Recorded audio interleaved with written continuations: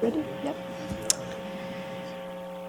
Good morning to the Agriculture Service Board and our guests.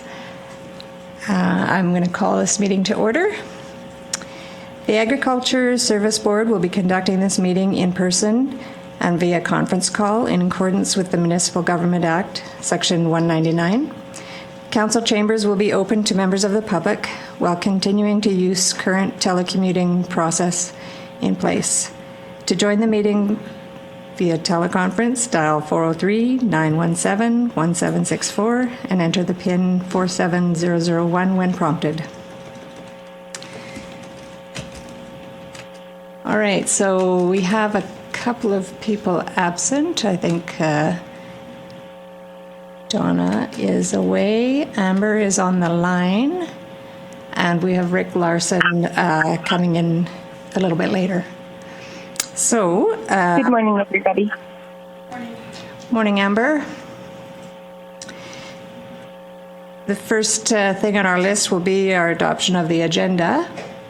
And through the chair, I do have a couple, or one addition and one change.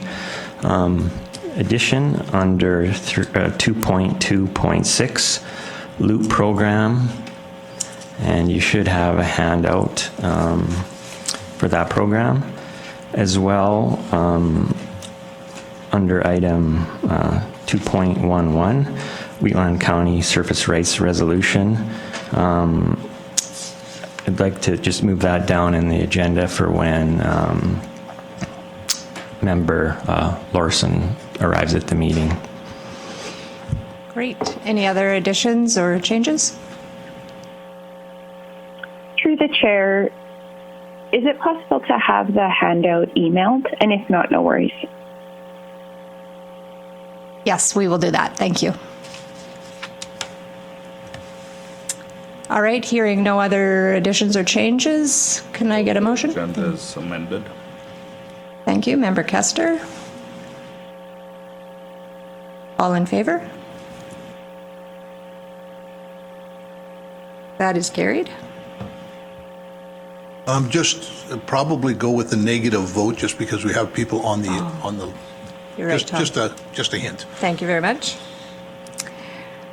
So then the next thing on our agenda is the organizational meeting minutes from November 10th. I think we have that in front of us. Member Link will move the minutes as presented. Thank you. Any discussion? Then anybody opposed? Hearing none, the minutes are carried. And maybe if we could have just two separate motions, one for the ASB organizational and then one for the regular meeting. Just through the chair, I just, with the regular meeting minutes, of course, we have two items arising that will be under item 2. I just wanted to make mention of the In the Know mental health literacy program we discussed at that meeting about hosting an event. So we have tentatively set a date of February the 23rd from 10 to 2 for that. I believe we will be cooperating with a number of other municipalities in it as well. And once that is finalized, we'll send out the agenda and start advertising for it. So that's all I have regarding the minutes. That's awesome. Thank you. So now I'm asking for a motion to approve the minutes for the ASB meeting. I'll move the ASB meeting minutes of November 10th. Thank you, Member Eichert. Any comments or discussion? Anybody opposed? And hearing none, that will be carried.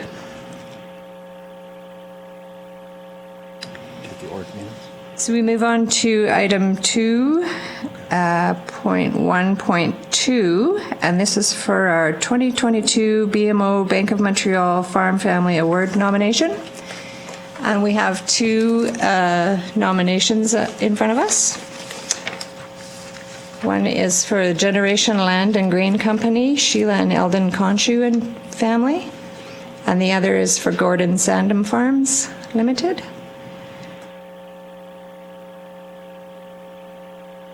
So I'll open that up for discussion. I don't, does anybody, how do we move forward here? Through the chair, what we can do is just can have a short recess if you'd like to review. I think so. And then at that point, I've got a question. I've been playing phone tag with a family, and I just can't, it has just been mostly mine because squirrels everywhere, but I'm just wondering, can we, is there another opportunity to add, or we'll push this back for another year? That's not a problem either, but it is on me that I was going to bring a family forward, and I have obviously screwed up.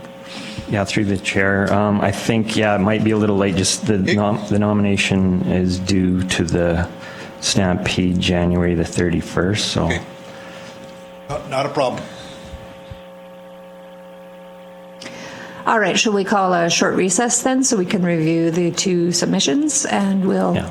come back in 5 minutes. 5 minutes. Thank you.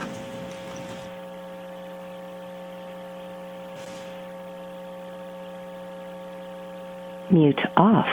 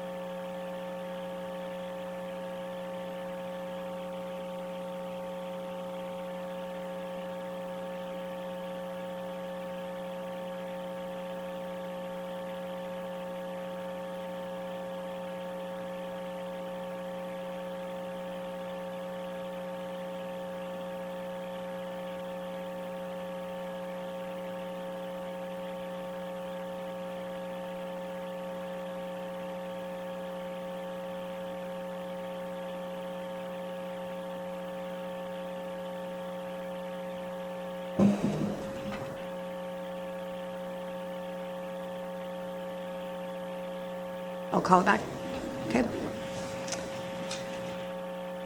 All right, we're ready to call our meeting back to order. In the break, everybody had a chance to vote on the farm family that they are choosing for the Bank of Montreal Farm Family Award nomination. And so, Russ, you've got the winner. Yeah, so with secret ballot, the nomination that was chosen was Generation Land and Grain Company. Awesome. Congratulations to the Sheila and Eldon Conchu family. And Through the chair, I would move that we destroy the ballot. thank you, Amber. We'll do that. And a big thank you for the Gordon Sandham Farm family. We appreciate the nomination. It's important to get all these families some recognition, and so it's nice to see we've got such great farm families in the area. Awesome. Through the chair, maybe we'll have somebody make the motion for them as per the RFD.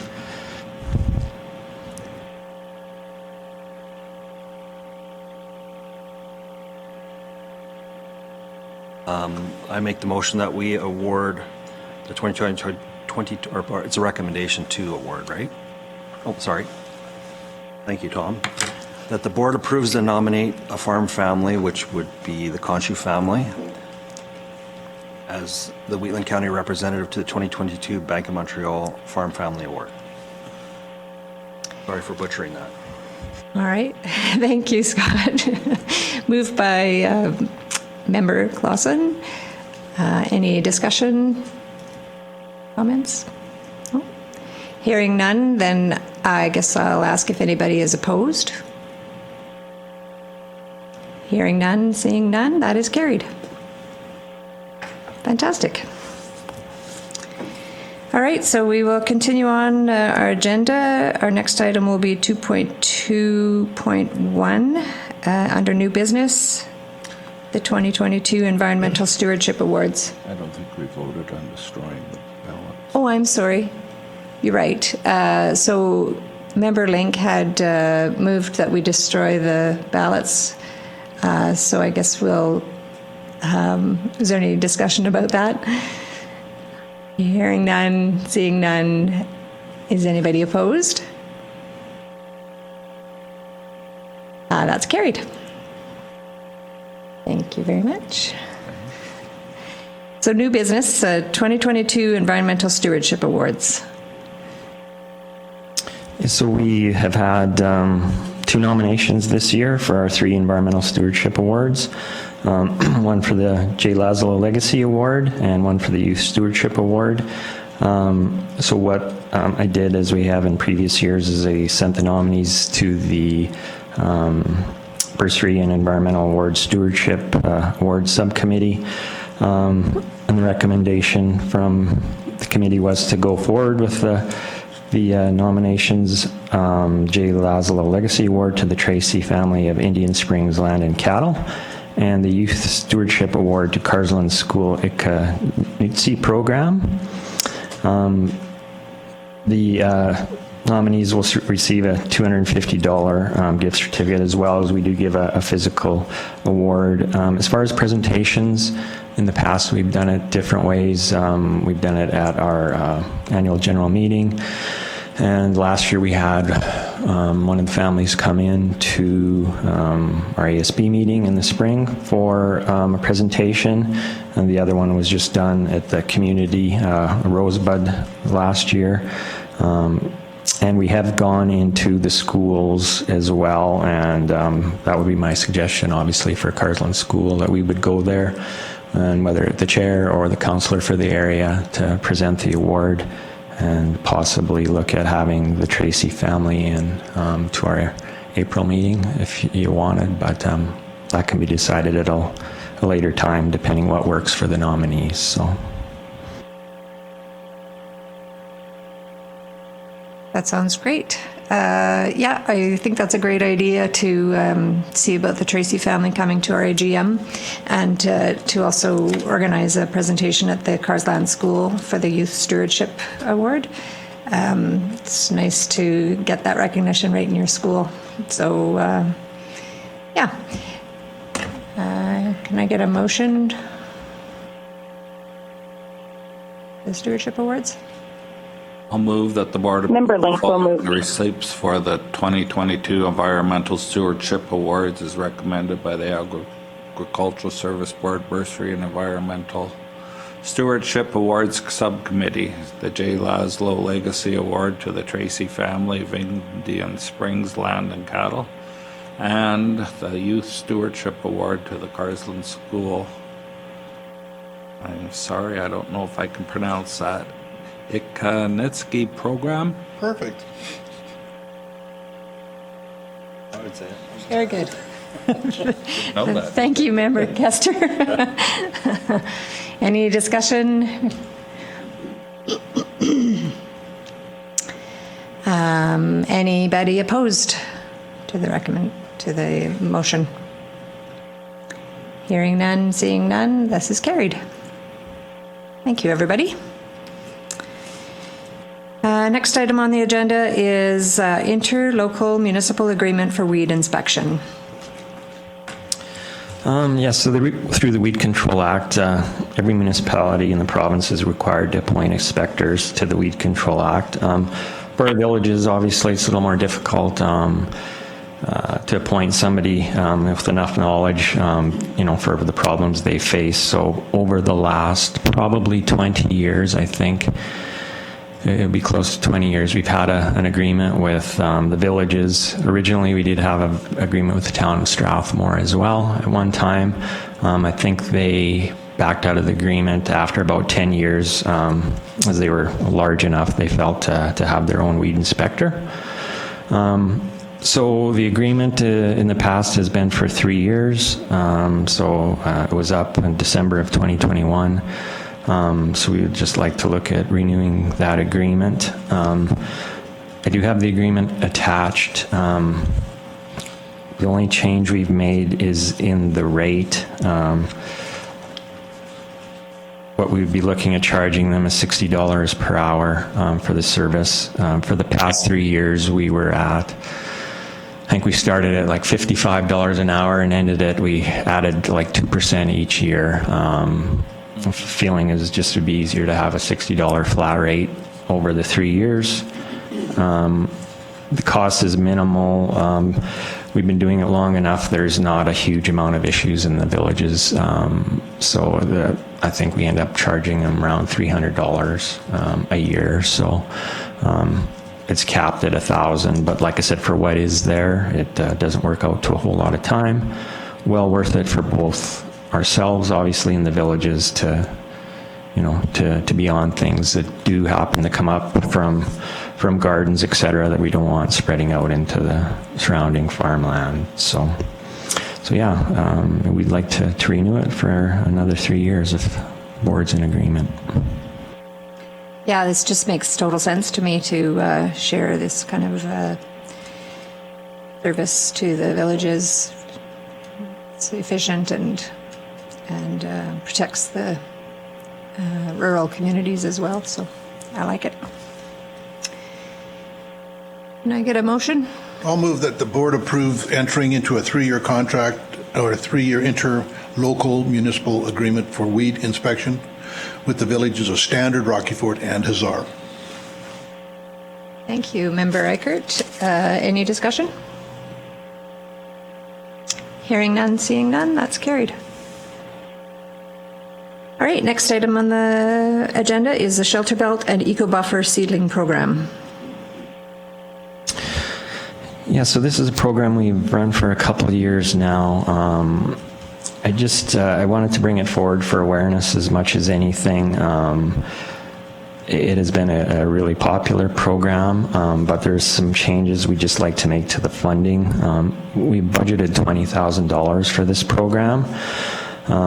And you see on the application, we had started with a 75% of up to $2.50 per plant that we were funding. And what we found, it's a little confusing for folks. And so what we'd like to do is just make it a flat rate of $2.50 per plant, which is can be used towards the purchase of a seedling. So seedlings cost from anywhere from about $5 a plant, depending on how many you order. So at this rate, obviously, you would cover half. The more you order, the better deal you get. So if you're doing a large-scale shelter belt, you would be looking at closer to $3 per plant. So we're covering anywhere from 50 to, I guess, 80 or so % of the program. Maximum of $1,000. And we also will fund drip irrigation and weed plastic mulch, or wood or plastic mulch, which are critical in the establishment of a shelter belt. So we've upped that to 50%. We haven't found the uptake of that portion of the program quite as good as the shelter belts. So also, we've just changed some dates. We had a floating deadline of 2 months after the application approval was in, and we just found that a little too cumbersome. So we've just made June as the deadline to submit receipts for the program. We also request pictures after the project's complete, which we'll have in at the end of July. The difference from cost-wise, from last year to this year, for all things being considered the same, I think we'd only spent $11,000 in 2021. With the new funding model, it would have been up to $15,000, so still under under what our total budget is, but I find as these programs take traction, it'll pick up as well. So, so yeah, I don't know if there's any questions on that. This is another program that I love. I was actually going to use the program last year, and I didn't get my receipts together in time, but I was grateful that it was available, and yeah, it's I really do think that a lot of people will use it, and yeah, I think it's a great program. Can I get a motion?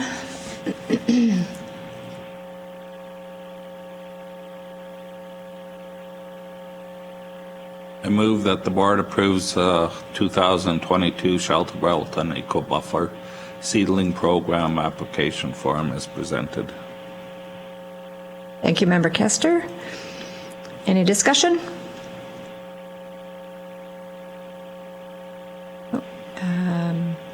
Anybody opposed to the motion? Hearing none, seeing none, that's carried. Thank you, Russ. Next item on the list is the Agriculture and Environment Policy Review. Yes, thank you. So we try to go through the policies, at least every 2 years. So rather than at the November meeting, we had a bit of an orientation on our programs and such, but rather than going through all the policies in detail at that time, I thought it would be a little too much. So thought this was a good opportunity to go through our policies. So everybody was aware of the policies we did have, and of course, if there was opportunity for suggestions or changes that need to be made, that could be looked at.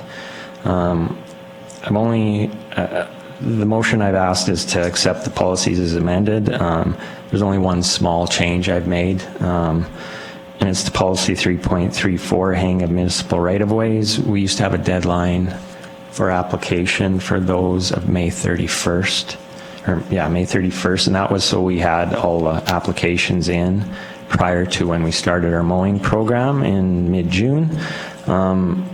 This year, or last year was an exceptional year. We had more calls. We didn't have many applications, but of people wondering later in the season about getting a permit. So I thought a deadline of June 30th would maybe be more appropriate. It still is, I think enough time for folks to decide if they want to do the hang, and us to not be too far into our mowing schedule. So yeah, you'll see that when we get into it. So I won't read obviously everything out. I don't know how much time you've had to review. But yeah, I'll just kind of go through them each one at a time. If there's questions that pop up, feel free. Feel free to ask at that time. Our first one, of course, our vision, mission, and various goals. A lot of what we do obviously relates to legislation and the acts that we do look after, as well as just general support for our farm community, whether it's through these programs that we've just discussed, extension events, that sort of thing. So those, the vision, mission, and all our goals relate to that. I use these goals as well in our reporting to the province. On our grant dollars. So for instance, with for prevent the spread and establishment of invasive weed species, I'll report how many weed inspectors we got, how many inspections we've made, that sort of thing. So we do track, that we are working towards our goals, and there are measurable outcomes for each one. Vegetation management program obviously is one of our larger programs, whether it's spraying or mowing. So what we do is one full cut of the municipality, one full shoulder cut of all our roads, as well as spot spraying of all our roads for primarily noxious weeds. Generally, Canada thistle would be a primary one. We do a second cut if time permits and if it's warranted on those first divisions that we've done. So we do a rotation every year, so we're not starting in one, it's by grader division, just so we're starting in a different grader division every year, and rotate that way, as well as we're timing for weed control is better by doing it that way. The 2 graders which we currently have do the majority of the work, and as you know, we were looking at changing that up, but we also have a 15-foot mower for doing wider cuts on our built roads, paved roads, etc. For our road construction work, whether it's the road right-of-way or the borrow areas, we obviously seed those areas to forage, but we do weed control on them as well as necessary. After forage is seeded, needs weed control, which is generally mowing at least once and often twice in a year. Also, we do brush control in conjunction with our Public Works Department, where they do the cutting, and then we'll treat the stumps so there's no regrowth of the brush in the ditch.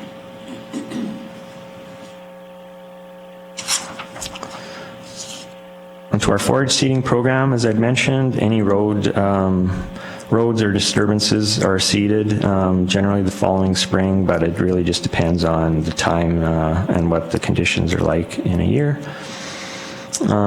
Contractor seeded disturbances, if the contractor does it, we do ask for a certificate of seed analysis before the seed's purchased. It tells us what weeds potentially could be in the forage seed, and that way I'm able to approve it or not approve it, depending what's in there. On private land, we do seed whatever the landowner wishes.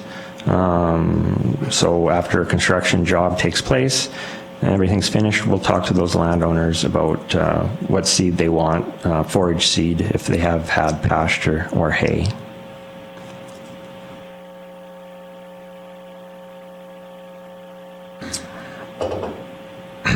Weed inspection? Ross, Yeah. just a question. While we're on roads and mowing and stuff, I know you're thinking about replacing with a tractor and a mower. I have concerns. Are you going to buy 2 at once or just one and try it out? Yeah. Concerned about the sizing of it. So we have tried it. We do have a Tiger mower on one of our Kubota tractors, so we have tried it, and it works. It works good. It's slower than our graders. So no, my intent was not to just get rid of, like, we were just going to buy one more this year and see how it goes, and hang on to the graders till this fall, just to make sure. Is there different size options to these mowers, or is there? No, actually, the Tiger mower is about our only option. It's a TM72, which is 72 inch. So the cut is, 6 feet kind of thing. Mm-hmm. And the reason we're going that way is because of our old elevated grade roads that have such a steep shoulder on them. It's just too tough to drag a 15-foot mower down. I know some municipalities do it, but to me it just doesn't make a whole lot of sense to be cutting 15 feet on those roads. So, Does it make a difference what size of tractor you put on that mower? I'm thinking speed to get it done, or are we going to end up buying a small fleet of these tractors? in that sense, yeah, that was the beauty of the grader system. We had less equipment. So yeah, we could potentially, or will potentially, have 3 of these tractors with mowers if everything works out size-wise. The recommendations from the factory we've gone to the maximum recommendation for horsepower, just based on their recommendations, and found that size to be just kind of enough. So it's around 140 horsepower tractor that we would want to run 140, 150 horsepower on it. PTO or? Yeah. Or hydraulic? PTO, I believe, yeah. What we would do as well is put wheel weights on one side to counterbalance that more on the other side. Yeah, longevity of it, I guess it remains to be seen, but the capital investment of these is still substantially lower than a new grader. So I think, Happens. yeah, like I said, until we're in it for a few years, there is a point where it has to, those graders are going to fail, and they have been already. So it's a matter of time. But so no, we're not diving into a new program, lock, stock, and barrel, I guess, to answer your question. Yeah, I'm just concerned about the timeliness of it. Some years we can't even get through with the graders, let alone limiting our capacity. Right? And so my hope is to be able to, with running 3 of those units plus 15-foot unit, we'll be able to still do more than just the 2 graders and 1 15-foot unit. And considering downtime as well, we've been down at least a week plus every year with those graders for repairs. So when you add, weather issues into that, it has been a fair bit of downtime with them. Okay, thanks, Russ. And Russ, there is also a liability issue with the graders, because we've sort of handmade a whole bunch of that stuff. And Yeah, with the OH&S Act, anytime you alter a piece of equipment, right, there needs to be engineering done on it. A new, new use, like safety use of it. So yeah, with those graders, what we did do, because they're so old, we did get an engineer stamp for the integrity of all the critical components, the welding, the thickness of the steel, in regards to the mower blades if something came off, as well as the weight of the sprayer on the front. So yeah, we think we're well covered. What we did find with the newer graders, with computer systems, that it just wasn't going to be feasible to look at, if we went to a new grader, mounting a homemade mower onto one of their units, and the dealers did say they wouldn't warranty new units if we stuck those on it, unfortunately. So if at that time, 6-7 years ago, we were looking at about $350,000 for a comparable grader. I suspect it would be, pushing $400,000 right now. The warranty was void too. That's what they told us, that the warranty would be void on a new machine, sticking those on. We'd asked if they would work with us, to develop one that they could manufacture, but they didn't feel there was interest in it. So,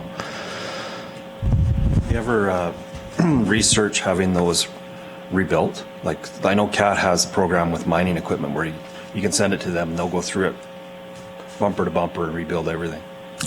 these are rebuilt. So we went through that program. Okay.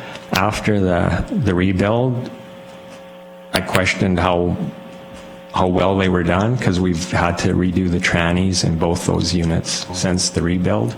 Okay. As well as some other issues. So yeah, that was our hope. Once that rebuild was done, that they would have last us another, 15 years kind of thing. But it just doesn't appear that that's going to be the case, unfortunately. So. Well, thank you. Through the chair, also, you're going to be putting a sprayer on the tractors too in the future? Yeah, so the intent through the chair is to take the current spray system that's mounted on the front of the trailer, or on front of the grader and mounted on a trailer that can be pulled with a tractor. So we did do that this past year with our pasture sprayer, rental sprayer, to see how it would work, and it did work well. So yeah, it's our way to kind of mitigate that, doing two jobs at once, because frankly, most municipalities will run. Okay, I'm thinking of Tabor, for instance. They run 5 tractor mowers with Degelman, plus spray trucks, right? So if this works, we don't want to have to get into that huge of an increase of fleet. And so, in timing wise, obviously we aren't going to be timing everywhere perfectly. So we do still have a roadside spray truck, our Freightliner, that will touch up areas, depending on timing and for when complaints come in. So yeah, there still is obviously a bit of work to do with setting it up, a sprayer on the trailer, but I'm fairly confident in our group, between the ASB guys and the public workshop guys, that we can make this work, so. So you mentioned the pasture sprayer, so does that have like one nozzle on it spraying the whole ditch, or is it, I guess the word is boomless, or do we have booms on it? Yeah, it's a boomless, and that's what we would go to, the same type of nozzles for the new unit. We monitor wind and all that too for protection. Yeah, currently on the graders, the MRF spray system we use has wind warnings on it, so the guys will shut down. Last year was bad, to be quite honest, for the amount of spraying we could got done. It's probably a quarter of what we generally had done, just because of the wind. So yeah, we have to be cognizant of that, because we do use residual chemicals. So yeah, this pasture sprayer has boomless nozzles on the back. It'll shoot out 15 feet aside. So you could just about cover the whole ditch with one nozzle. So we'll have two on the new ones probably, just because of the varying width of ditches. Our Freightliner has, I believe, 3 or 4 different nozzles on it, plus actually a boom to reach out to our wider surface roads right to the edge of the right-of-way if needed. So I'm thinking you're doing some research on water amounts and spray droplet pattern to compensate for wind. yeah, the boomless nozzles we do use, there is a bit of compensation with droplet size with those. So yeah, the nozzles we use will be basically the same as what are on our pasture sprayer. There's different sizes for different widths you can get. Yeah. But yeah, it's just like I said, this 2021, just some of the winds we got where there was just no, there's a bit of forgiveness if you're by a pasture that's all grass, of course, but The whole thing. yeah. So, and what we have tried to do is we encourage our staff to get their applicator's license as well. So, which is getting more difficult all the time. Staff works under either my license or Jason's license because he's the foreman, but we do encourage our staff to get that license as well, because it's a valuable thing, whether they're working here or if they use it somewhere else at home or move on. So training is important for our group in regards to that, for sure. Thanks, Russ.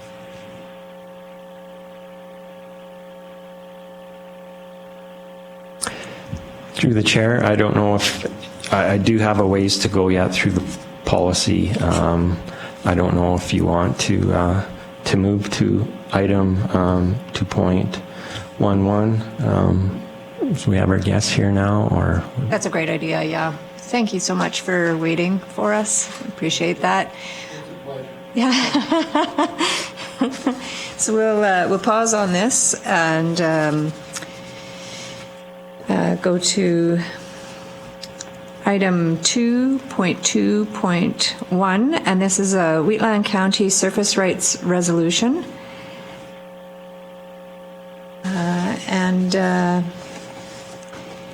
So we have two guests here. We've got Ken Sauvé and Janice Hilton, thank you very much, from the Surface Rights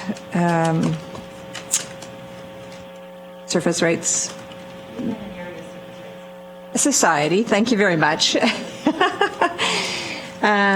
Would you like to come and present, or what would you like to do? yeah, it's at the privilege of the board. I guess one thing, I don't know if at this point, if you want to switch to the chair or if you're going to continue on. You've been doing a fabulous job,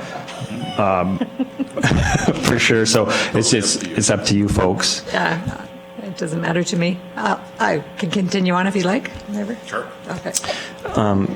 Perfect. So yeah, just in regards to the resolution. So obviously yesterday, you folks remember the discussion we have we had at the November 10th ASB meeting, we had the group in just to discuss the issues that landowners are facing. The recommendation at that time at ASB was to put forward a resolution for the provincial ASB conference, which would be an emergent resolution, and then as well to bring it forward to council to put forward to RMA. And we found out yesterday that to meet the RMA deadline, we had to have the resolution come to council first, which is what we did. And the motion was passed with some wording changes to be forwarded to the District 2 RMA conference. So in your package, there is the original resolution, the original wording. With the original wording, the format between RMA and ASB is just, there's a little bit of difference. So this format obviously is in format that goes to the ASB. Yeah, so with that, I can leave it at that. And then we have, for representatives wanted to speak to it.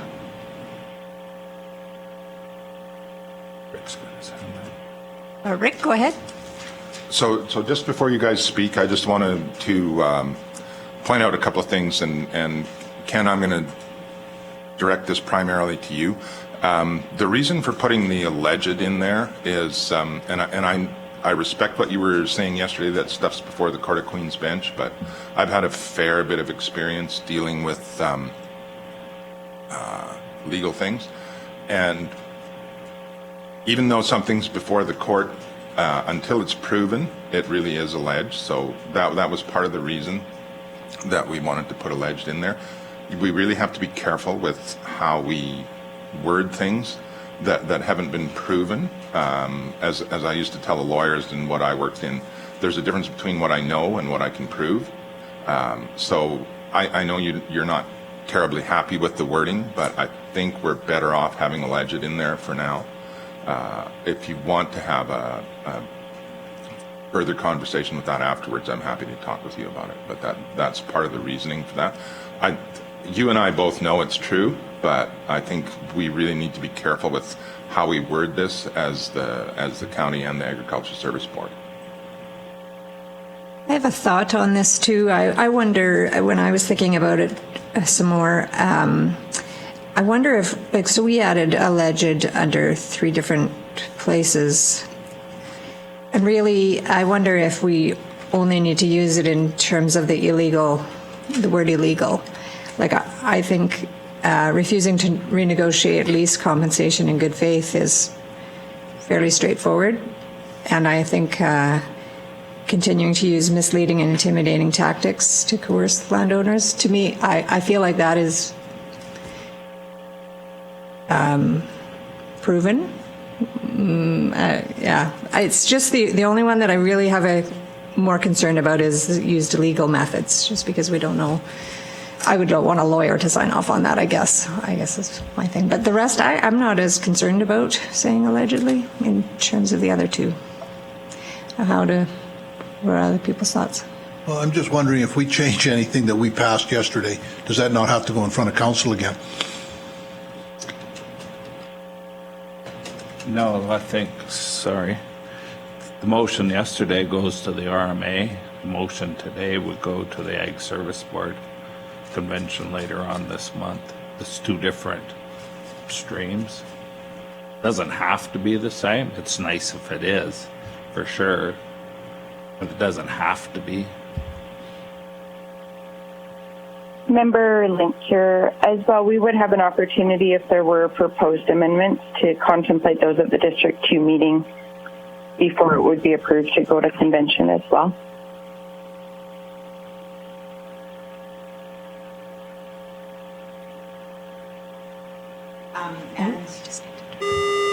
That'll work better. Thank you.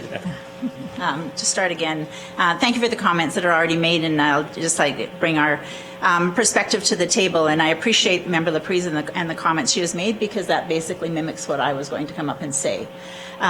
There are some things that do And I agree, wording is incredibly careful. And as a group, we have gone through this wording time and time again, and different people having different perspectives, and came to it not lightly, the wording. I think as a group, we would certainly not disagree that to word the use allegedly in combination with the word illegal is an intelligent direction to go. I agree with you. Until it's proven in court, it is still alleged. So having said that for that, I see no concerns. I don't think as a group we don't see any concerns with that. In the other two areas, we have written concrete proof. It wasn't attached, perhaps because as a group we weren't aware that that level of detail needed to be attached, and it appeared to be somewhat overwhelming.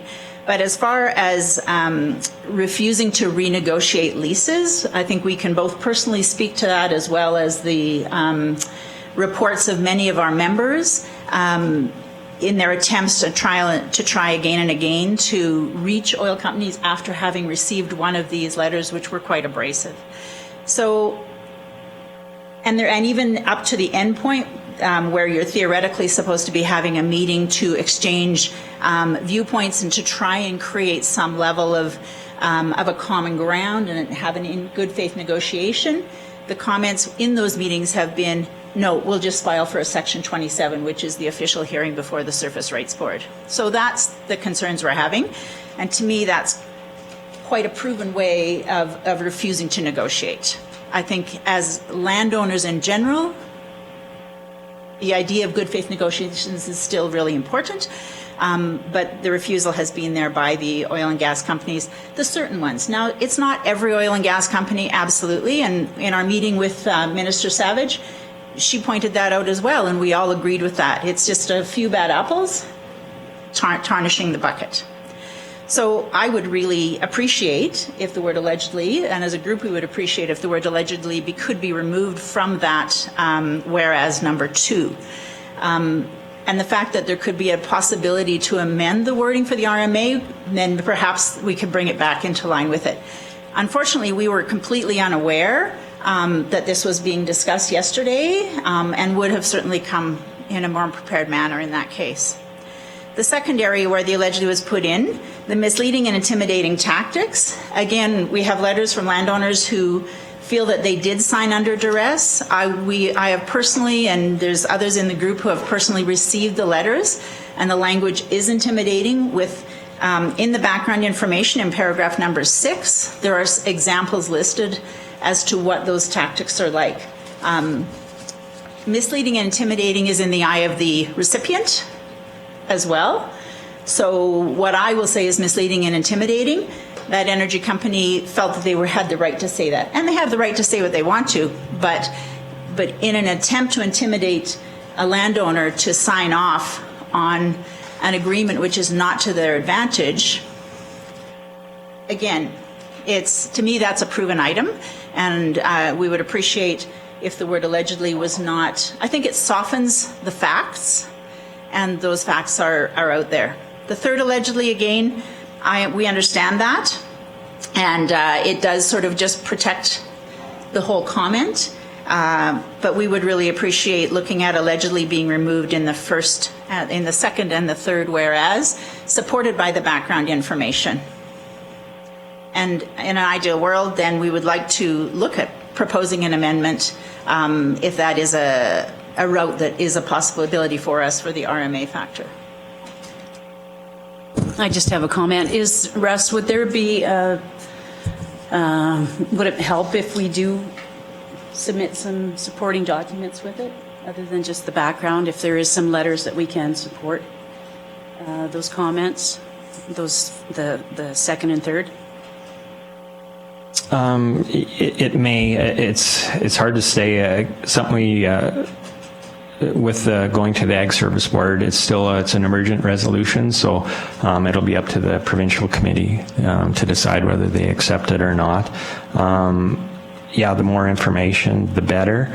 I guess it wouldn't be able to be approved today, but if it's just supporting documents, there could potentially be something we could attach as well to send to the provincial committee if the resolution is approved. So, yeah, I don't know what you had in mind. If there was letters you said that you'd like to attach? It's up to you Yes. folks. Yeah, well, we certainly could. I guess one of the questions is the privacy of information concerns, and I guess just, Yeah, that would have to be, Involve it would have to be personal FOIP'd, for sure. Whether it's addresses, phone numbers, or names, would have to be taken out, I but think those can be blacked out. yeah. You know, if it's to DeSmit Farms or whatever, those things can be blacked out, yeah. Rick? And that's a very good thing. If you have supporting documentation that particularly comes from an individual company that supports what you're saying, then that will give you the stuff that you can take allegedly out of it, because you can say, this is what they said, and then you can prove it.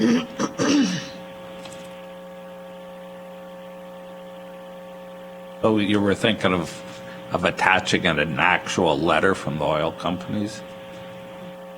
A couple little black marks here and there. I don't see a problem with that at all, really.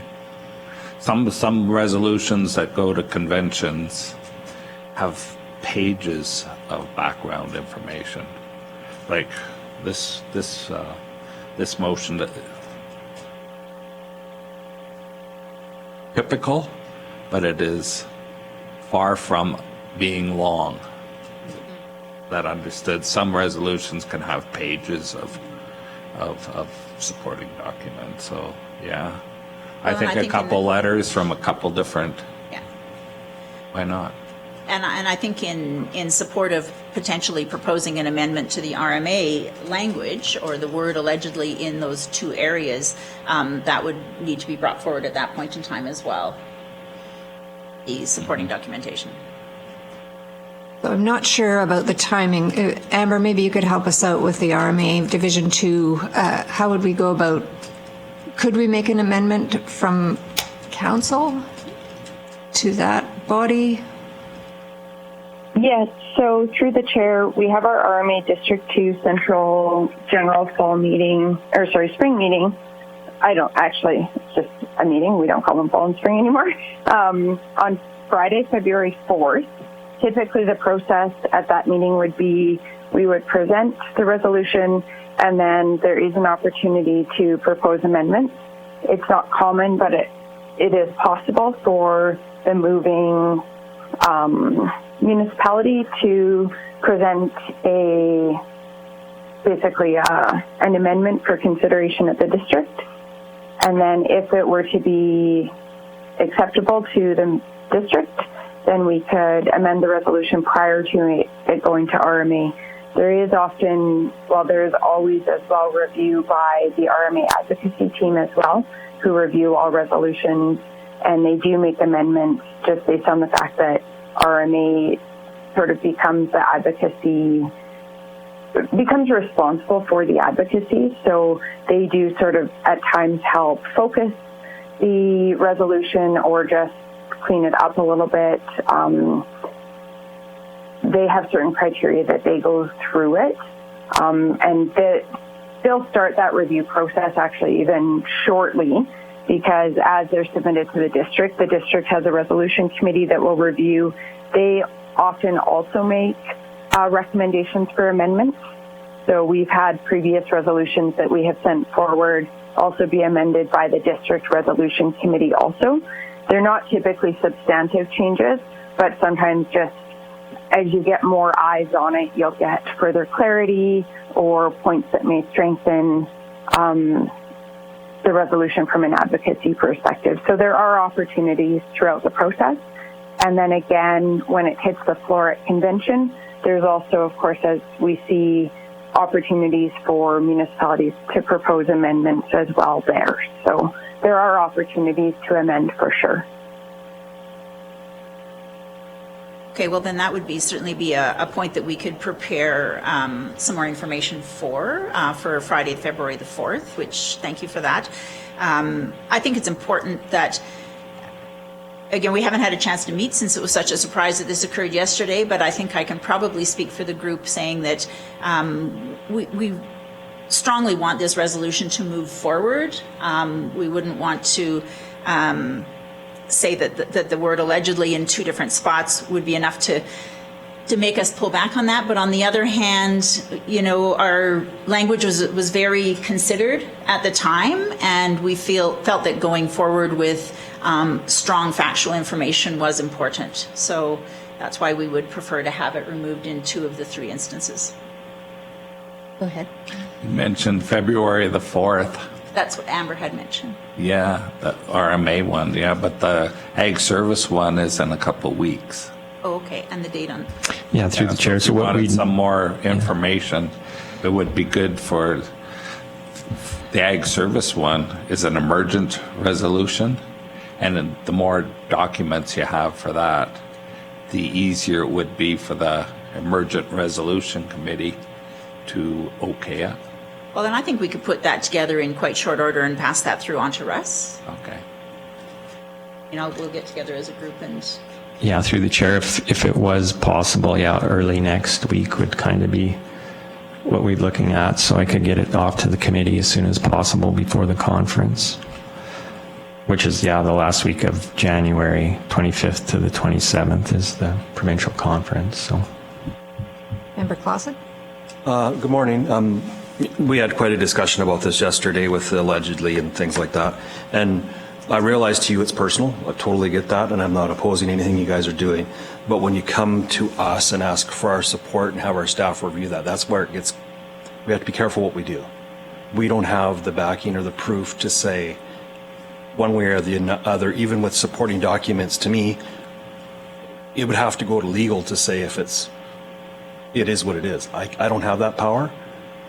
So I understand for you it's personal, and for a lot of people in this room it is. For me, it's not. I don't have any contractual agreements with anybody. Those agreements are also personal in relation to each individual landowner. I'm sure you don't share those with everybody, at least from what I've heard before. So those personal agreements and what's in them is not our purview. So I have no problem supporting this, but that when you start accusing or something like that, I can't do that. So hopefully that clarifies that from my perspective anyways. I do understand that. Yeah, do you find all 3 fit under that category, or just the one in regards to illegal? I think all 3 should stand. It is just the safest way for us to go forward. You still have all the information you need. It's a big issue within the whole province of Alberta. I've heard it from other areas as well. I don't think it's going to weaken the argument at all. You have the documentation there. I just don't want something to happen to the county over that. Well, I guess just to support what and what you've said, if I could make a comment on it, like, this is not personal to us. This is business. This is, you got to always have a division between. We're not doing this because we're mad at. I'm not doing it because I'm mad at an oil company. I'm doing it for the business side of our operation. So just to separate those two. But on the one that was illegal, like, we just didn't develop that concept amongst our board. Like, we have a consultant that attends our meetings either in person or visually, and he had been to surface rights or the tribunal hearings with a lawyer in support, and that's the conclusion. That's where we got our information from. So it's not like it's just us that don't have any experience in the legal end of the business. But I as I listen to you guys and the councillor here, I can understand where you guys are at. But on the other two, I just that's the only one I think that where we get into a scary zone where you're a crook before you got proof that they're a crook, you know, and you ought to really be careful about that. We thought that we were safe with it, with the discussion with our consultant, but I think that it's good that somebody brought it to the forefront again too. So, but the other two have actually happened, and the documentation is there. And part of the discussion we had over over not putting all that information in I was concerned and supported that if you make it too long and too much information, pretty soon people will get bogged down and just not fully look at it. So we tried to keep it as concise as possible with getting the information there. And if the other ones are needed, then that's probably good advice, and sure we could do that. We could get that. Can I follow up? So maybe the wording personal was probably a wrong wording, but how am I putting it? All these individual contracts to each individual landowner, from what I understand, are not all the same. There's different provisions and things like that. So, and there is some that are successful, some companies that are out there that are doing what they're saying they're doing. Totally. And some aren't. So when we're endorsing it and trying to follow it up, and even listening to about going to RMA and to Ag Service, it can still get from the floor these revisions done. And I'm sure somebody from another municipality might say the exact same thing, like, wait a minute, we shouldn't put that in there. I've seen that before, so it's just a preemptive basically. So, but yeah, that's where I'm coming from. So hopefully you understand that. Like, I totally support what you're doing. It's just those words got to be careful around them. So. I think that we try to be careful by putting in the word certain, because we are well aware that it's not all oil and gas, and it's not even the majority of the oil and gas operators that are doing this. But there is no doubt that they have sent letters and used language and had phone calls that were intimidating, that were misleading, and that people have been pressured to sign agreements based on the threat of upcoming legal action. So to me, when something is pressuring someone, and all of those agreements are separate, absolutely, but all of these letters are form letters. All of these letters were sent to people whose leases were coming up for review at the standard time. So that's why I think using the word allegedly in there makes us sound like we're not sure of what we're saying, in my mind. And we are sure of that. I have no concerns. I don't think as a group we have any concerns using allegedly in the illegal one. Having said that, there is at this point in time a number of hearings that have been put on hold with the SRB, simply looking at the timing of the notification, what the notification properly said, and the fact that actual payments had significant shortfalls and were still in the previous lease situation. So in a legal sense, yes, those are yet to be proven, and we totally agree with that. But the other ones are factual, and the refusal to negotiate has been quite blatant. So again, we're not asking for it to be taken out of all three spots, simply the two in whereas is number 2 and number 3. So. Member Link would like to have a comment. Go ahead, Amber. Thank you. Through the chair. Thank you, Shannon. Just a comment, and I also completely support this resolution and recognize how important it is to our agricultural producers. And I did say this yesterday, but I'll repeat it today, because agriculture is so fundamental to Wheatland County. I think it is really important that we bring this forward to the provincial level, both through the ASB convention and through RMA, if we can.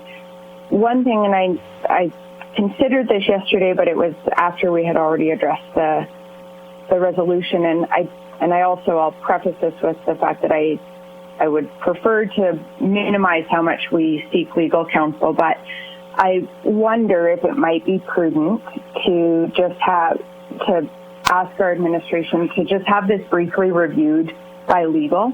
And the only reason I think that is part of the underlying issue that makes this resolution necessary is we know that oil and gas has significant financial capacity and deep pockets to fund things like lawyers and litigation. And I think we have and I know we're not wearing our councillor hats today, but even as ASB members, as a Wheatland County committee, I think we have a responsibility to do our due diligence and a fiduciary responsibility in terms of sort of minimizing liability to Wheatland County and to our ratepayers. At times, municipalities can be targeted because we do steward a large amount of tax dollars. So I wonder if it might be prudent just to make the small investment in a legal review, ensure that we're not opening the county either through the ASB committee or through the RMA resolution to any liability. And that way that might clarify rather than us sort of making this call. And just in terms of why I did support putting the words allegedly, I 100% trust everything that our ratepayers are saying. But when I'm saying this, when we're taking a resolution, whether it be to ASB or whether we're taking the resolution through to our RMA district and then hopefully onward to the provincial convention, I don't feel like I have the capacity to verify necessarily things, just because I'm not an expert I'm not a legal expert. I know we were looking at what is the definition of good faith and those types of things. And we do have to be cautious because we are responsible to our taxpayers. So I don't know if there's support for that, but that would make this really clear. And they may say, no, you know what, there's clear evidence that these two statements are, you can make these statements with no question. And then I totally agree with you that does strengthen the resolution. I also feel that responsibility representing you to make sure we're doing our due diligence. Rick? Good comment, Amber, and so I'm going to put it to you guys. Are you okay if we leave the words allegedly in there for now? Because we have to get this thing through, right? So if we leave allegedly in there for now, we get a legal opinion on whether we can take it out or not, and then if we can take it out, we can. I'm not sure, Amber, if we have the ability to change that at kind of the 11th hour, so to speak. But if we can leave it as it is until we get an opinion on this. Is it possible to leave it into the third? Sorry, excuse me. Sorry. Is it possible to leave it into the third situation and then ask, is it necessary in the first two? I mean, there's quite a bit of a different ask in that sense. Do we need to add it in for the refusal to negotiate? Do we need to add it in for the misleading and intimidating? And then do we need it, like leaving it in? So I'm just sort of saying halfway, doing part. I would totally support that. And perhaps we could pass a motion, because I believe we'll need to approve this resolution. The approval we need to pass today is for the ASB convention.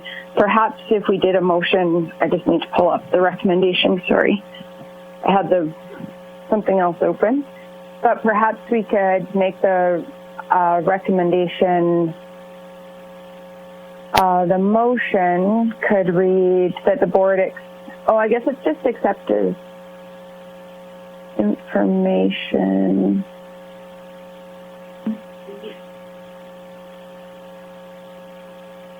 Sorry, just one moment. So right now, the submission doesn't have any allegeds in it. Am I correct in saying that? Yes. So we're wanting to say... Sorry, go ahead, Russ. Well, yeah, just through the chair. So yeah, the current resolution is the original resolution without the words allegedly in the second, third, and fourth whereases. So I wonder if we might be able to amend the recommendation from administration. So the current motion would be that the board approves the submission of, I won't read the whole thing, to the ASB essentially. I wonder if we could say with amendments as suggested by legal. And that way, because the challenge is we won't be able to reconvene, or I guess we could call a special ASB meeting, but it would need to be very, very prompt. But I would be comfortable supporting a motion that would approve the submission with any amendments recommended by legal counsel upon review. And that way, Russ would be able to, or our Wheatland County administration, I think one review could cover both for the RMA and the ASB resolution. That way, administration could work with legal. They could obviously let legal know what our conversations have been, and then we could get a recommendation for any amendments that legal counsel might recommend. But that way, we could approve it today. And we have no issue having that gone over by legal. And I mean, we don't want anyone to stick their neck out so far that they don't want to be stepped on. And I understand that. I would like to say that as a group, we would be happy to provide supportive information to the legal review if someone can let us know when and whom to send information to, because I'm sure that will be a part and parcel of how they look at it.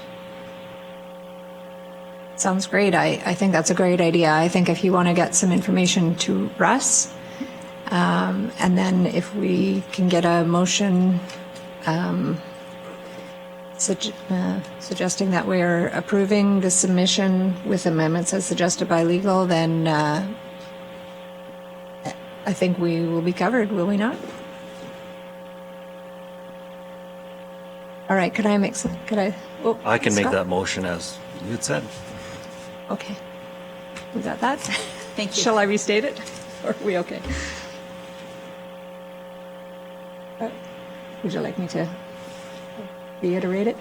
Yes, The motion? please, if you could just read the motion. So. Sure. Okay, so Member Clausen has moved that the board approves the submission of the ensuring landowners remain whole in contractual agreements with oil and gas companies resolution to the 2022 Provincial Ag Service Board Conference as an emergent resolution with amendments as suggested by legal. Yes. Thank you. All right, any further discussion? Are you guys good with that? I think we'll have to take it to the board, but I'm sure that'll be good. And we will get that information through to Russ straight away through the course of this week.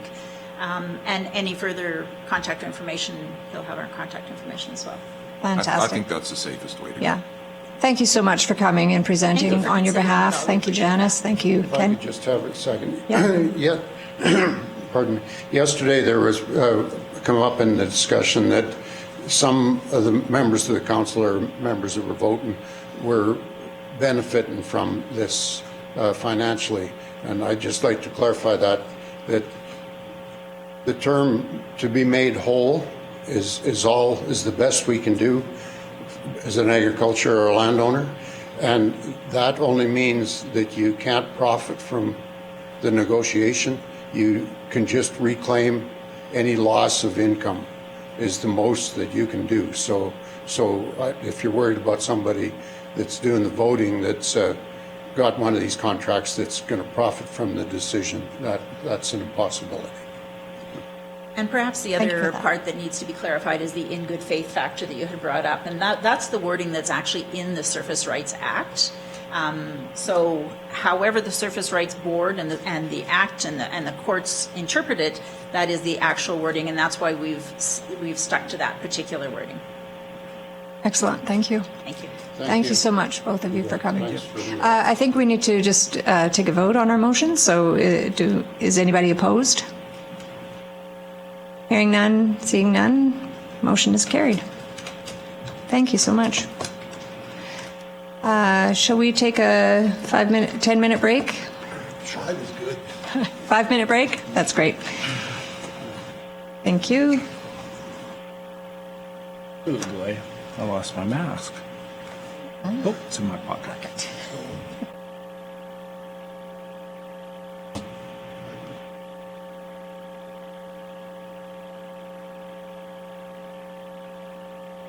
Mute off. So we are on the environmental policy review, 2.2.4, and we're adding. Have we done these ones? Yes, we have. And we're adding loop program as 0.6 under that. Did you have that?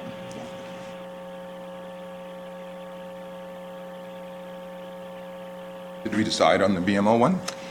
We did, yes. We decided on the Conchu family. Okay.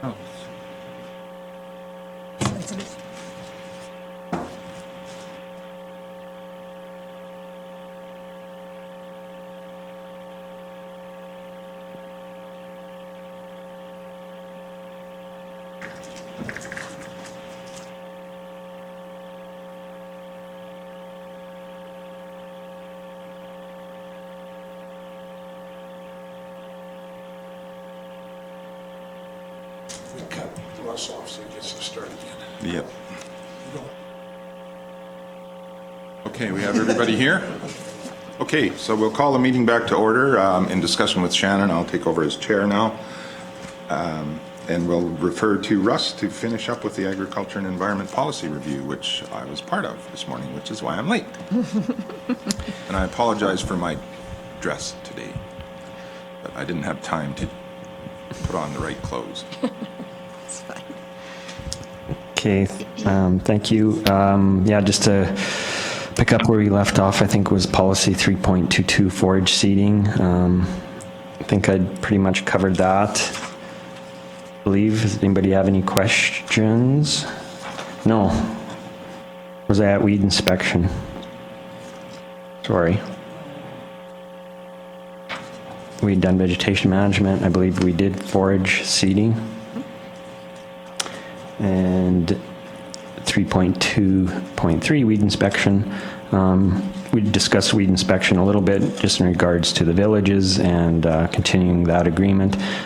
Just legislatively, obviously, we're bound to look after various pieces of legislation. Weed Control Act being, probably one of the most important ones. So the policy is just in regards to that. We have sufficient number of weed inspectors. We have 5 weed inspectors appointed, but 1 primary. That's our Ag Services Officer, George Bloom, who will be joining us for a report later. So if there's questions, you can direct them to him. We also, the next policy, pest and nuisance control. We also enforce the Agricultural Pest Act. So we do have policy specific to some species. Under the Act, coyotes are actually listed as a nuisance. That means rather than shall control, it's a landowner may control. We are able to investigate predation incidents on livestock from predators, and obviously here it's primarily coyotes. We can issue what's called 1080 tablets or sodium monofluoroacetate, which is baited and used to take out problem coyotes in an area if necessary.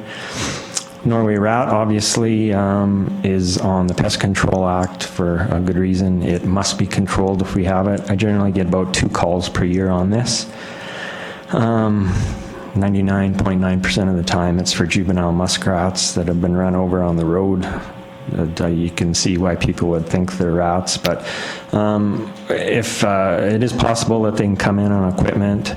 Remember one instance there was a dead rat found on a piece of equipment that came into the municipality, as well as a call in one of our hamlets for a rat, and it was also dead.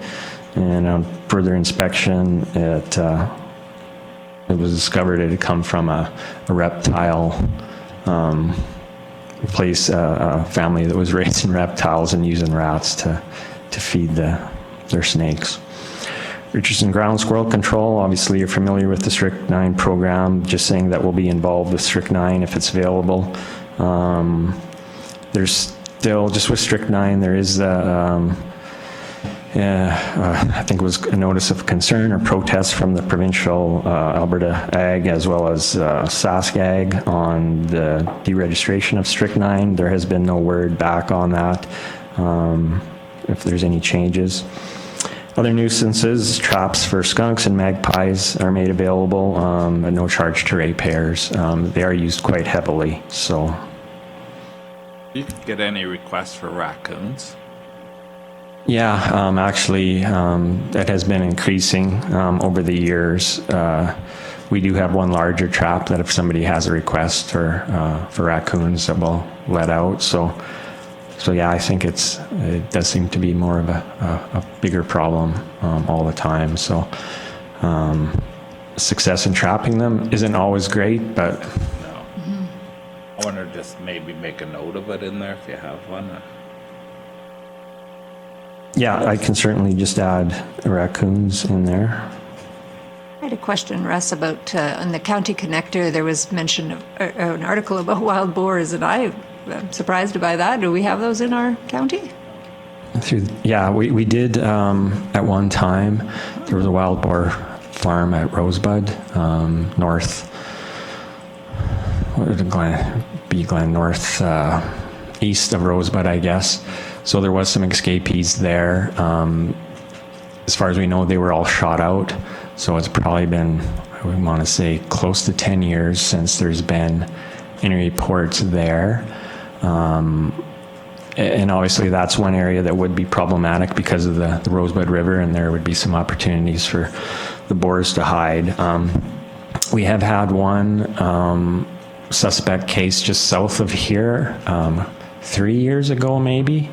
It was ended up, the boar was shot, and it appeared to be a cross, like it had some domestic hog in it as well. So it's something that we want to be vigilant about, obviously, but it's primarily a problem. Lac St. Anne County is one that I can think of, but areas around Edmonton where it's forested and they're very difficult to get control of. Hunting just makes them go nocturnal, so the key for control is to trap like the whole sounder, the whole group. But yeah, they can be a real problem if, not just from an ag standpoint, but from an environmental standpoint as well. They really do a lot of damage, so. Interesting. Russ, is there an alternative to the strychnine? I think we talked about that earlier, but it might be worth mentioning to the board here. Yeah, I guess alternatives, and we're actually, George Bloom just did an article up, just some alternatives. Probably nothing quite as effective or as maybe easy to use. Anticoagulant baits, which are multi-feeding baits, can be used. Key is to do it early, before there's any green up at all of any grass.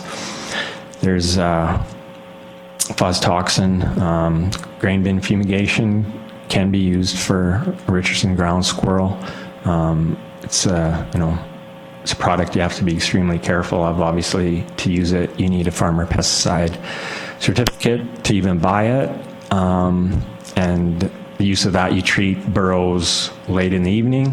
There has to be moisture to release the gas. It does work, but yeah, so those are kind of the current options. There is another product called, it's a Rokon. We do have a unit here that we use for our hamlets, and it's a foaming agent. Basically, you put down the hole and it asphyxiates whatever's down the hole. So practical for small areas, but not for farm field scale areas. One of the problems with anticoagulants as well is vitamin K is an antidote to them, and alfalfa is high in vitamin K, so it doesn't work at all in those situations. So that's where baiting early is critical. One good thing about the anticoagulants is you can use bait stations as well as hand poisoning. So currently that's what we have, and of course, And I think shooting. that even the strychnine is, I mean, you always wanted to use that before things got green, because once they're out and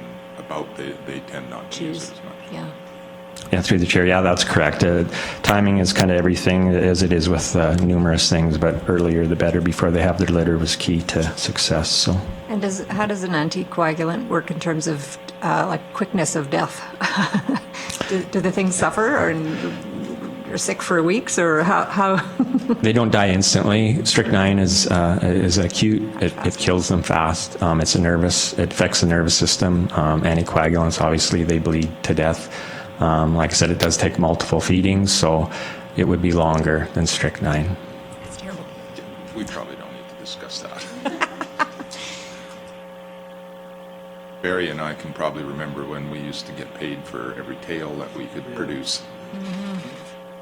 Yeah. Okay, I think that covers the pest and nuisance control. Club root, we do have a specific policy to club root, just because of the, obviously the devastation it can cause, and because of our low occurrence here. 2 confirmed cases so far in the county. I'm pretty certain we have more, but just because of the importance of keeping this out of the municipality, the policy was put in place, so there was steps that we followed, and they were consistent with any landowner that we did have. So currently, if it's found, a notice is issued to restrict the crop that can be grown there. So canola can only, or mustard can only be grown 1 in 4 years, and then when canola does come back in the rotation, it must be a resistant variety. Yeah, so like I said, I hope we can keep it at a low level. Time will tell, I guess. So conservation policy, again, one of our legislative duties. You know, this is one that did used to come in to factor in quite a bit in the days of summer fallow. We did a lot of extension work through the 80s and 90s in regards to keeping your stubble up, direct seeding, that sort of thing, which of course is common practice now. So soil erosion events are rare. They do still occur from time to time, particularly further south. Municipalities like Newell, Tabor, just because of the crops, some of the crops they grow, they do have more issues than us. So, Animal Health Act is it's not an act we specifically look or work under. We are in the act though as I think we're named as a designate that if there is assistance needed, that we would provide it. So. If there is assistance that's needed from the chief vet, he would contact the municipality, and myself or a designated would serve as an inspector under the Animal Health Act. In the event of a disease outbreak, we'd consult with the authorities on, disseminating information. That's what I see primarily what our role would be. If there was a, BSE outbreak, anthrax is, being a go-between between landowners and the feds and the province and assisting with dissemination of information, or if there was a mass burial that was needed, we have done a plan that can help with that. So producer extension and education, just kind of a general, this is something that boards have always done. It's changed over the years as to what we've done. I remember when I started, demonstrations on spraying equipment was a big thing. On-farm demonstrations, we did a lot of those. A lot of our producer extension work is aimed at social media, newsletter, Facebook, etc., hosting events, particularly in regards to water quality, water conservation, those sorts of things. So we're actively involved there. Our bursary, as you're aware, we have $6,000 worth of bursaries that we give out annually to students that are pursuing their education in ag or environmental studies. It's been a long-term, very successful program as well. Equipment rental. So we do have a fleet. 1 second, Russ. Yeah. On the bursary policy, how are we advertising that?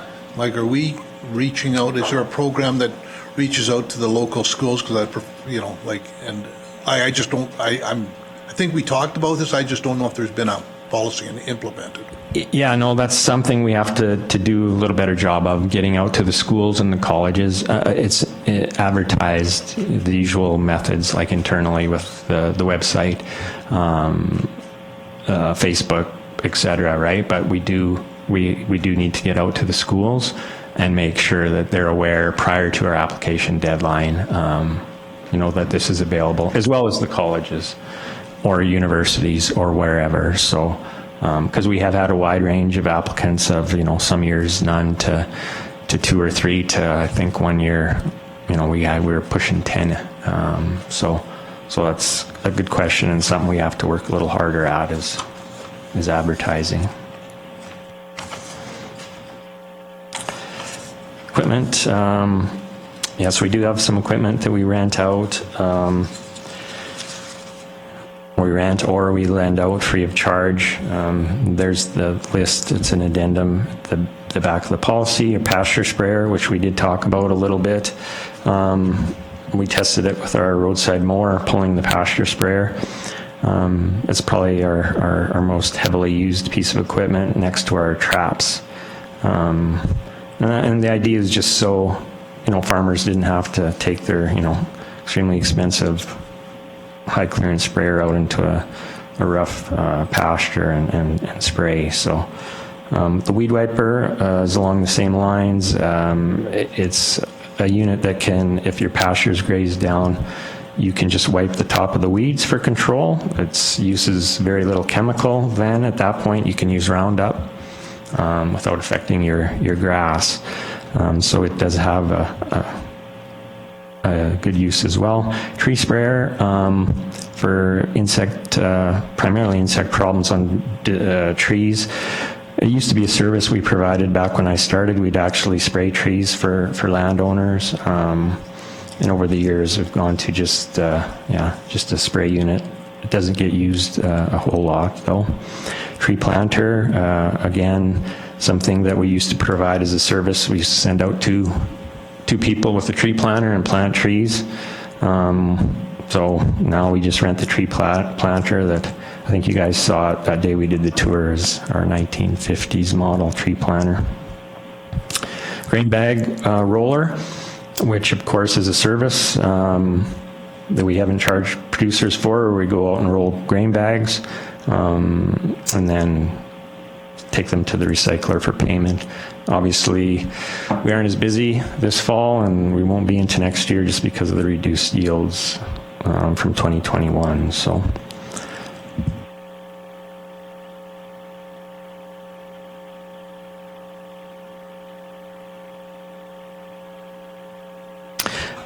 We never did started, well, I shouldn't say that. We initially, we were going to just rent out a unit. And the reason we went to no charge was just to get things rolling with it. I think the feeling with the costs, what we were able to recoup with selling the plastic, as well as the costs it was saving at the landfill. I think it was, at that time, it was around $52 a ton to landfill the plastic, that it was just a program that was well worth to provide the service. So, I mean, it is something that could certainly look at if the board wishes at some point, if they want to institute a charge for producers as well. So it's one of those programs. I have to say that as far as anything we've done, it's been extremely successful, whether it's because there's no charge, but it's one that provincially we've been looked to how we've implemented the program and how we run it. I don't think everybody agrees, necessarily that it should be a free service, but just from success of it, it's worked extremely well. And it's one of those things we haven't had any complaints over. I have done cost analysis over the years, and if you consider the cost of burning the plastic, we were close to breaking even on the program. Like when you consider our, staff, overhead, everything. So it's... Yeah, and we had trouble when we weren't doing it. The place that was receiving the plastics wasn't going to take them anymore because of the quality coming in. Since the county's been doing it, I don't believe there's been any complaints, has there? Through the chair, no, and that's a good point. Yeah, the receiving at the recycling facility was hit and miss, and the biggest concern was, the quality of the product, the amount of dirt and debris that was coming in. So no sense, we've done it this way. And that was a big part of it too, just to kind of train people as what was needed from a cleanliness. So generally the recycler, if there's issues with other people hauling there, they usually tell them to phone us to see what we're doing. So they get a consistent product. They know what to expect. And it's like anything, if it's dirty when it gets to the recycler, it takes extra time washing, or it wrecks equipment. If it's rock or rotten grain that's going through their shredder, it's downtime and money for them. So I think too, one of the advantages of having it free is we don't have people that say, I'm just going to let that bag blow up against the fence. Yeah, that's another good point. We were able to clean up a lot of that legacy material that was in the backyards, just sitting and waiting. So yeah.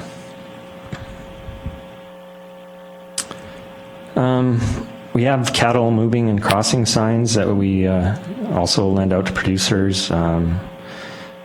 And we've been doing this for quite a while. Again, it's not used heavily, but the producers that do need it on, particularly major roads where there's blind spots, they can come get these signs. And anybody that's used them said it's helped immensely to slow that traffic down when. I'd have been really late if I came to get one of those this morning. Yeah, so depending on the situation, yeah. Did you drive over here and get it, then go home? Our skunk and magpie traps, again, they go out quite a bit. Magpie traps have been more in the fall, and skunks are kind of, again, through spring and fall, and very popular. Forage sampler is something we lend out to producers, to test their feed. They're responsible for sending their own samples away, but it's just, one more thing that they can come and get from us. We did, of course, have livestock scale and mats that we sold to the 4-H clubs, what, two years ago now. If I can just add one thing, Russ, and it's kind of further to what Glenn said, because raccoons are becoming a problem in certain areas of the county. Is it worth looking into, like, can you get a raccoon trap? I don't know. Yeah, no, it's a good point. We do have, like I said, a bigger trap that we use for raccoons. Our skunk traps are covered traps. They're smaller, but obviously they're covered, so they can't spray. Raccoons can be substantially bigger. So yeah, and it's something that I haven't had a whole lot of experience myself trapping. Just from what folks have said, it is tough to trap them. So I'm assuming just because their intelligence is a little higher than skunks. So we do have the one trap, that we do lend out for that purpose. It's just a bigger wire trap. So.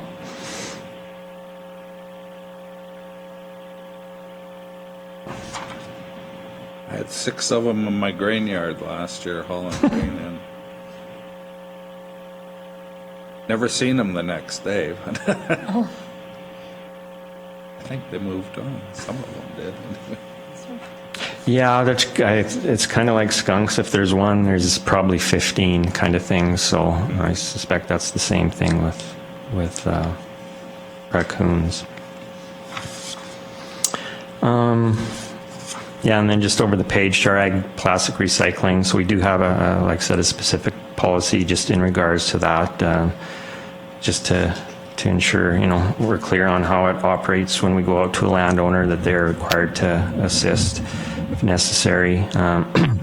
Also with that policy, we have pesticide container site collection. We just work in conjunction with the waste transfer site folks on those collections.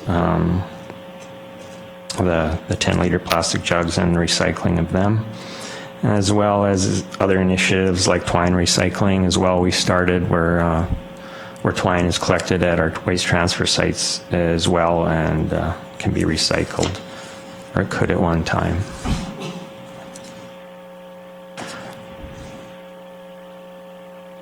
The livestock, we've talked about that. There's a policy in relation to the livestock, to a livestock drive, and the signage, and just what producers need to do. And there is actually Alberta Transportation, if it's on one of their roadways, they do have a policy that relates to livestock drives as well, that in theory producers are supposed to look at before they move livestock, but there is an agreement that we have the producer sign before they come and get the signage, which is there as an addendum.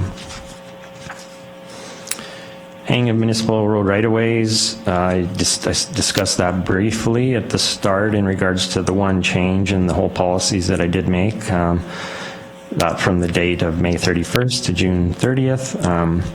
But this is just so if producers do want to hay municipal right-of-way, they do a work and access agreement, list us as an additionally named insured on it. So that make sure everybody's covered from an insurance standpoint if there's an incident.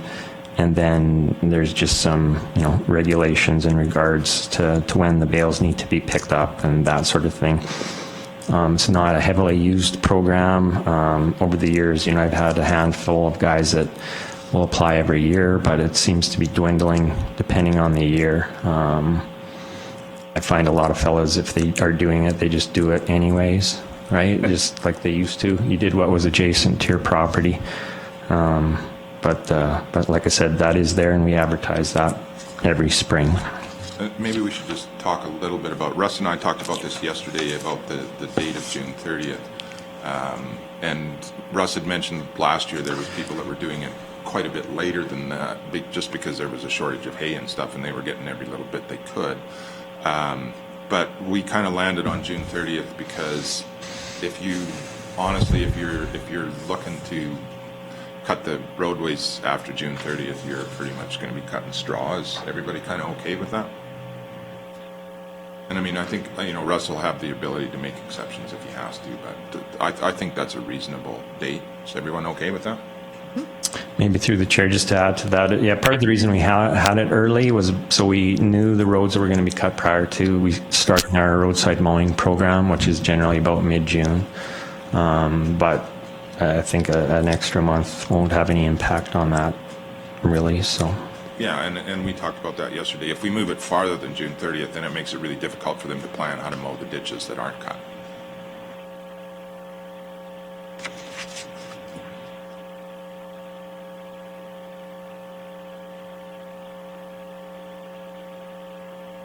I think our last policy then is the environmental policy.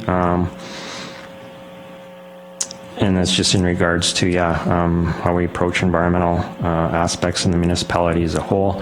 The Ag Department's always been involved from an environmental standpoint with our producers, whether it's our offsite watering systems, that sort of thing. This just gives us, some direction from an environmental standpoint for the whole organization, though. When it comes to meeting legislative requirements, from the whole municipality, working with the community. When we started with the program, we had open houses. We did lots of work from that end, and it's where the environmental awards came from. So it's, I think it's a good program, and something we would continue with. And I think, Mr. Chairman, that's the extent of the policies. If anybody has any further questions. On the environmental policy, you right? You can be traveling around in an electric truck? Yeah, I don't doubt it. Okay. As long as it's four-wheel drive, I guess. Does anyone have any questions on the definitions in the policy? Okay. Well, then I think, we need a motion, Russ, to approve the review?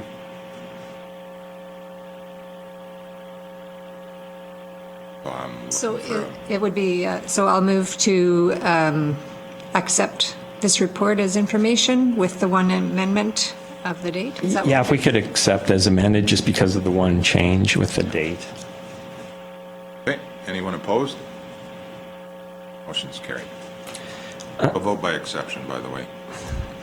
Just through the chair, in regards to that policy, and I've had a few discussions with Brad and Brian on this.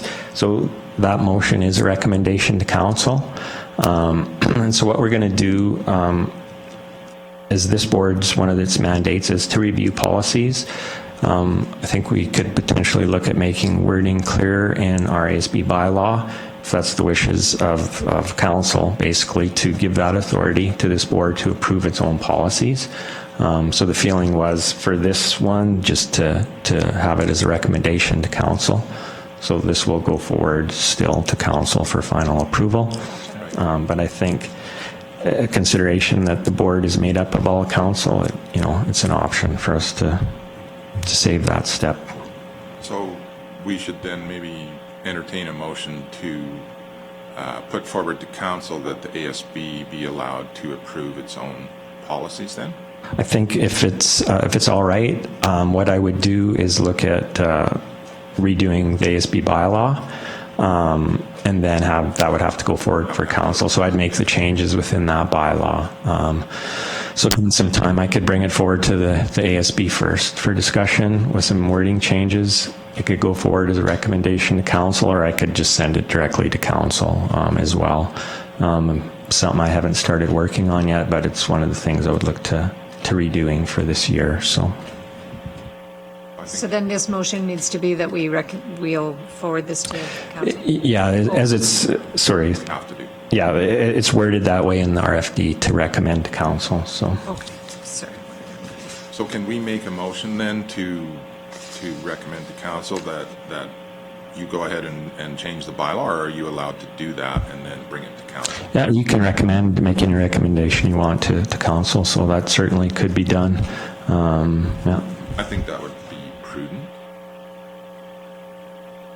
especially given that all the council sits on the ASB anyway. It seems a bit redundant to have to send it both ways, and then at least then our members at large have input. Yeah, I think that's absolutely fine. I would entertain that motion if someone wants to make it. Okay, so I'll make a motion that the ASB board Are you, so yeah. recommends that I'm honestly, sorry, I'm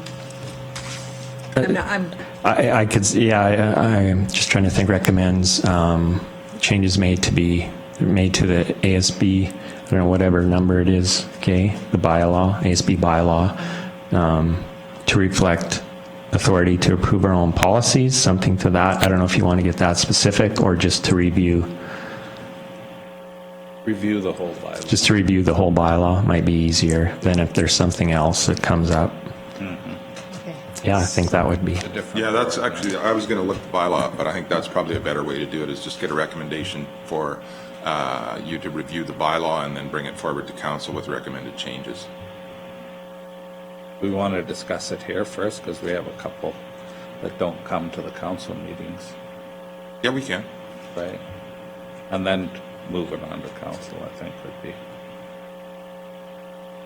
more inclusive. So what do you guys think? Does it make sense for, yeah. Yeah. Yeah, through the chair, there's certain legislative things that obviously the council can't delegate. One is to the ability to approve bylaws. I think you guys went through it this fall with the lawyer. Yeah. There was a list as to approve budgets. I think there's a couple other things, but yeah, so, but basically council does have the authority to delegate, and in particular with this board to delegate those authorities that are kind of bestowed on us through the Ag Service Board Act. So, yeah.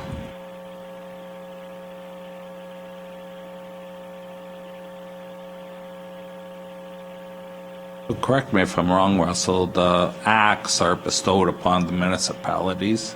Then the municipality says our Ag Service looks after it, right? So it's actually council that delegates through bylaw its authority, but some of their authorities they can't pass off, I think, is passing budgets, maybe, right? But we do a budget for consideration, right?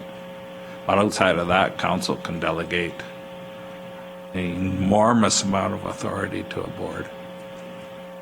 Yeah, no, that's absolutely right. At one time, the ASB did actually have as much authority as council did with regards to the ASB chair and the reeve. The legislation changed, I think, in the mid-90s, where, yeah, council, it's at council's privilege if they want to have an agricultural service board, obviously. So yeah, that authority is done through the ASB, or yeah, through a bylaw. And I think it's just prudent to make it as clear as possible in that bylaw. So yeah, the discussions, we're certain as what we can do and what we can't. Once the budget's approved, we would have the authority, and we do have the authority to work within the approved budget of council. So. So Shannon, is it fair to say that your motion is that the Ag Services Board bylaw be reviewed and amended with, or have recommended emendations that brought forward to council? Yes. Okay. So we have that motion on the floor. We will vote by exception. Anyone opposed? Okay, motion's carried. And Russ, if you need some help with that, just let me know.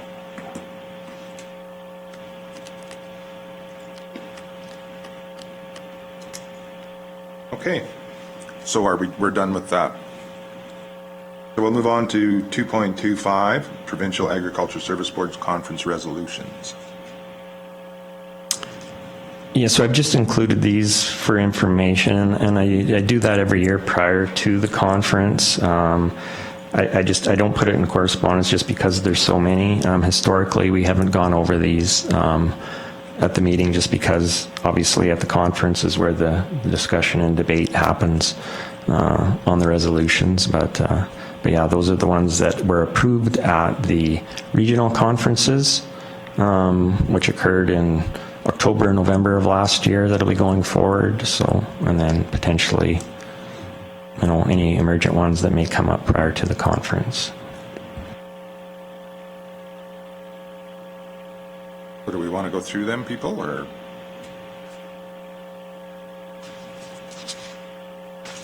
I went through them last night and they're fairly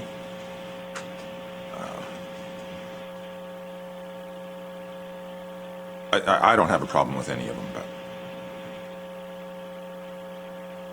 Yeah, I read them last night as well. I didn't see anything that stood out as terribly controversial.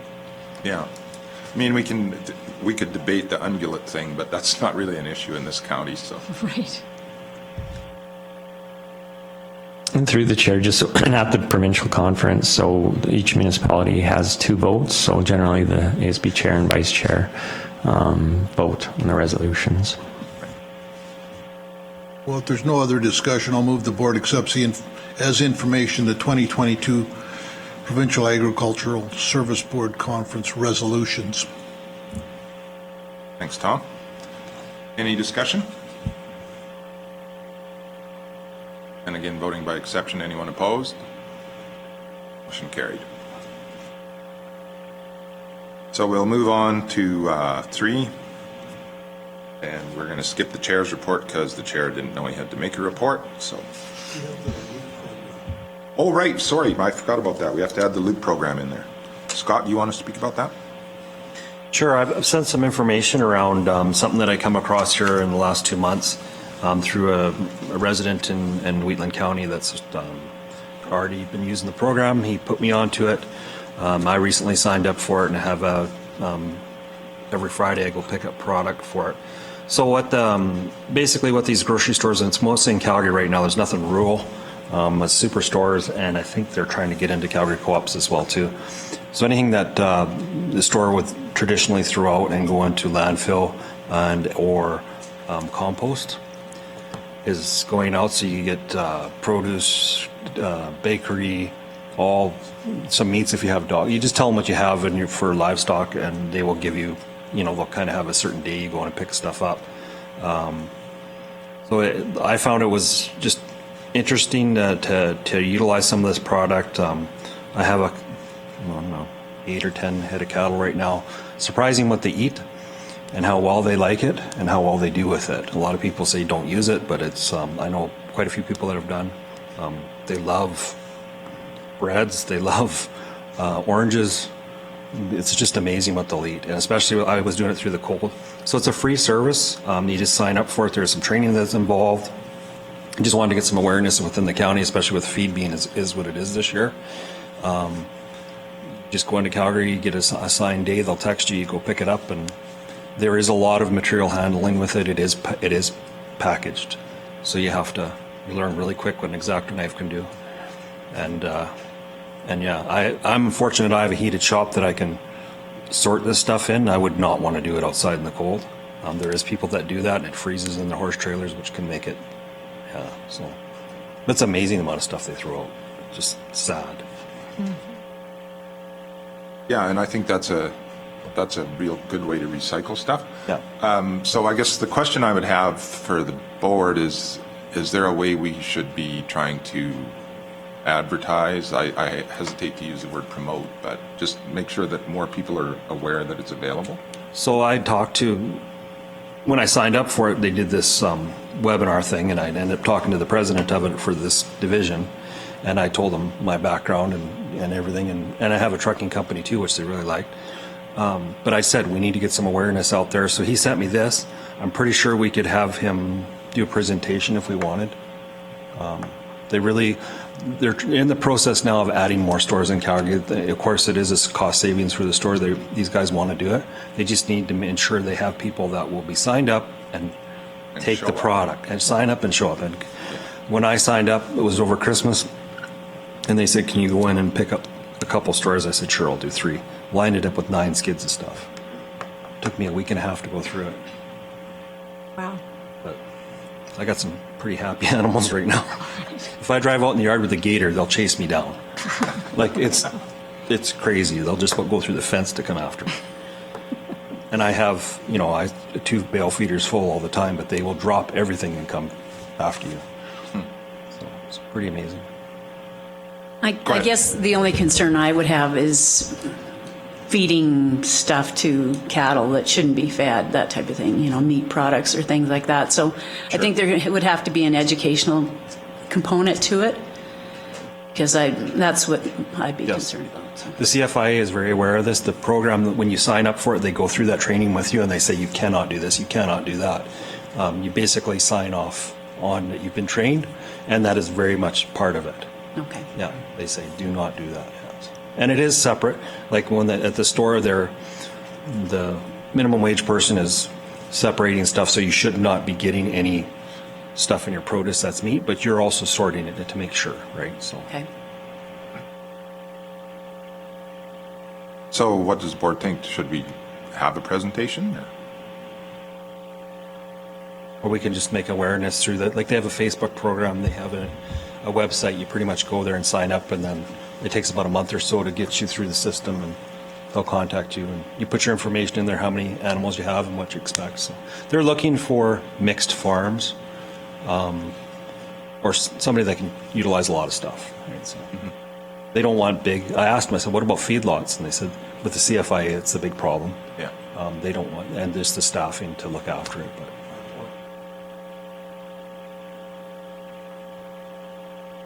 okay. Okay. Yeah. Yeah. I see this as a big advantage for acreage people that have a few of several different animals and stuff. Not so much for, someone that's got, like you said, hogs, or someone that's got 300 cattle. This isn't going to be a viable thing. But I think for people that have a few, have a few pigs and a few chickens and a few cows, it might be okay. It's a lot of work. I'll tell you, it's a lot of work, and there's a lot of waste. So you have to be aware of what you're going through. So Yeah, and I really like this idea, because the reason we had so much trouble with GFL was because all that resident or commercial organics was being. So the more stuff we can do this way that people can get involved with and do it, the less of a problem we have as a county. So I really like this idea, encourage it as much as possible. I mean, it is a lot of, when my father bought that farm in 1968, the guy that lived there used to just get Weston feed bags, like Weston bread, and feed his pigs with it. I was picking up bread wrappers 20 years after the fact. Like every time I moved the fence, there was bread wrappers. So yeah, no, there can be some downsides, but I think with enough education, I think it can be a very helpful thing. So. Yeah, through the chair. It's one of those things that we've done in the past with programs, that we will go ahead if something comes along that we feel is a benefit to our producers, we'll advertise. So we can certainly work with communications on this to get the word out. You can make a motion if you want for that as well.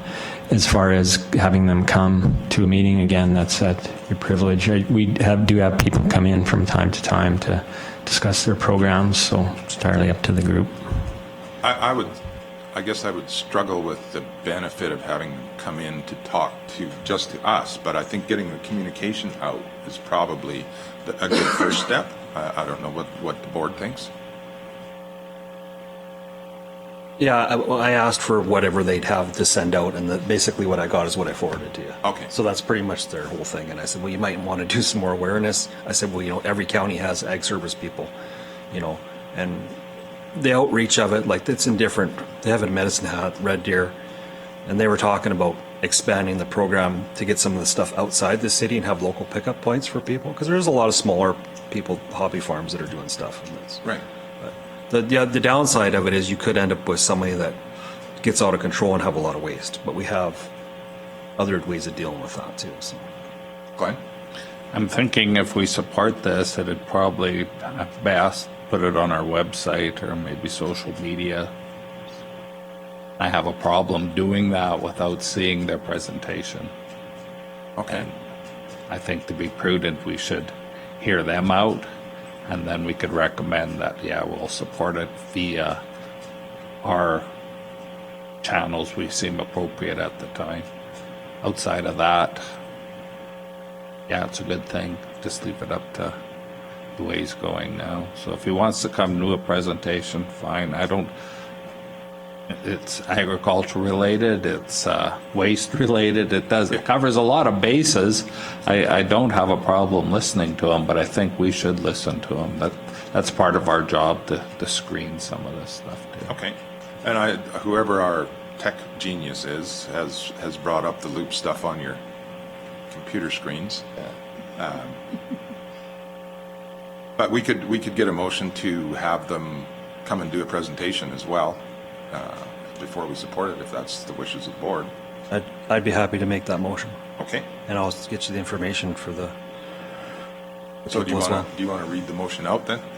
I would make the motion that we'd have the Loop Association Group do a presentation to the Ag Service Board at their convenience and our convenience, so we can get some information spread out to our residents. Okay. Do you want to take the lead on contacting them? Yeah, I have the contact information. I can start with the rest of the list. So we'll again vote by exception. Anyone opposed to doing this? Motion carried. Thanks, Scott. Thank you. Chicken feed for the Hamlets. Yeah, exactly. All our new chicken farmers in the hamlets will. Yeah, the chicken farmers in the hamlets will like this. Yeah. we haven't crossed that road yet. Unintended. Vegetables in everybody's yards. Good. I'm glad somebody got Be it. just fantastic. Yeah. Okay, we'll Yeah, totally. move on then to 3.2, Manager of Agriculture and Environment Report. Yes, thank you, and yeah, my apologies to the chair on his report, as I didn't inform him that he had a report, so we'll make sure that's changed for next meeting. Yeah, we already talked about that. Don't worry about the rest. It's not a big deal. Yeah, well, I haven't been chair long enough to have much of a report. So my report is kind of a year-end 2021 with stats for things like our roadside seeding, number of acres sprayed. I won't go through everything. The first 2 pages is kind of our basic operations programs. The remaining, the other pages in regards to our programs are kind of our ag conservation programs that Sarah looks after. So as you can see, there's a lot of information. Like I said, I won't go through everything, I don't think. So I don't know if anybody has. Just to be clear, Russ, Yep. on the first one, 3619 kilometers of roadside moving, that you mean mowing, right? Yes, Yeah. that's what I mean. I was going to mention that last night and then I forgot about it.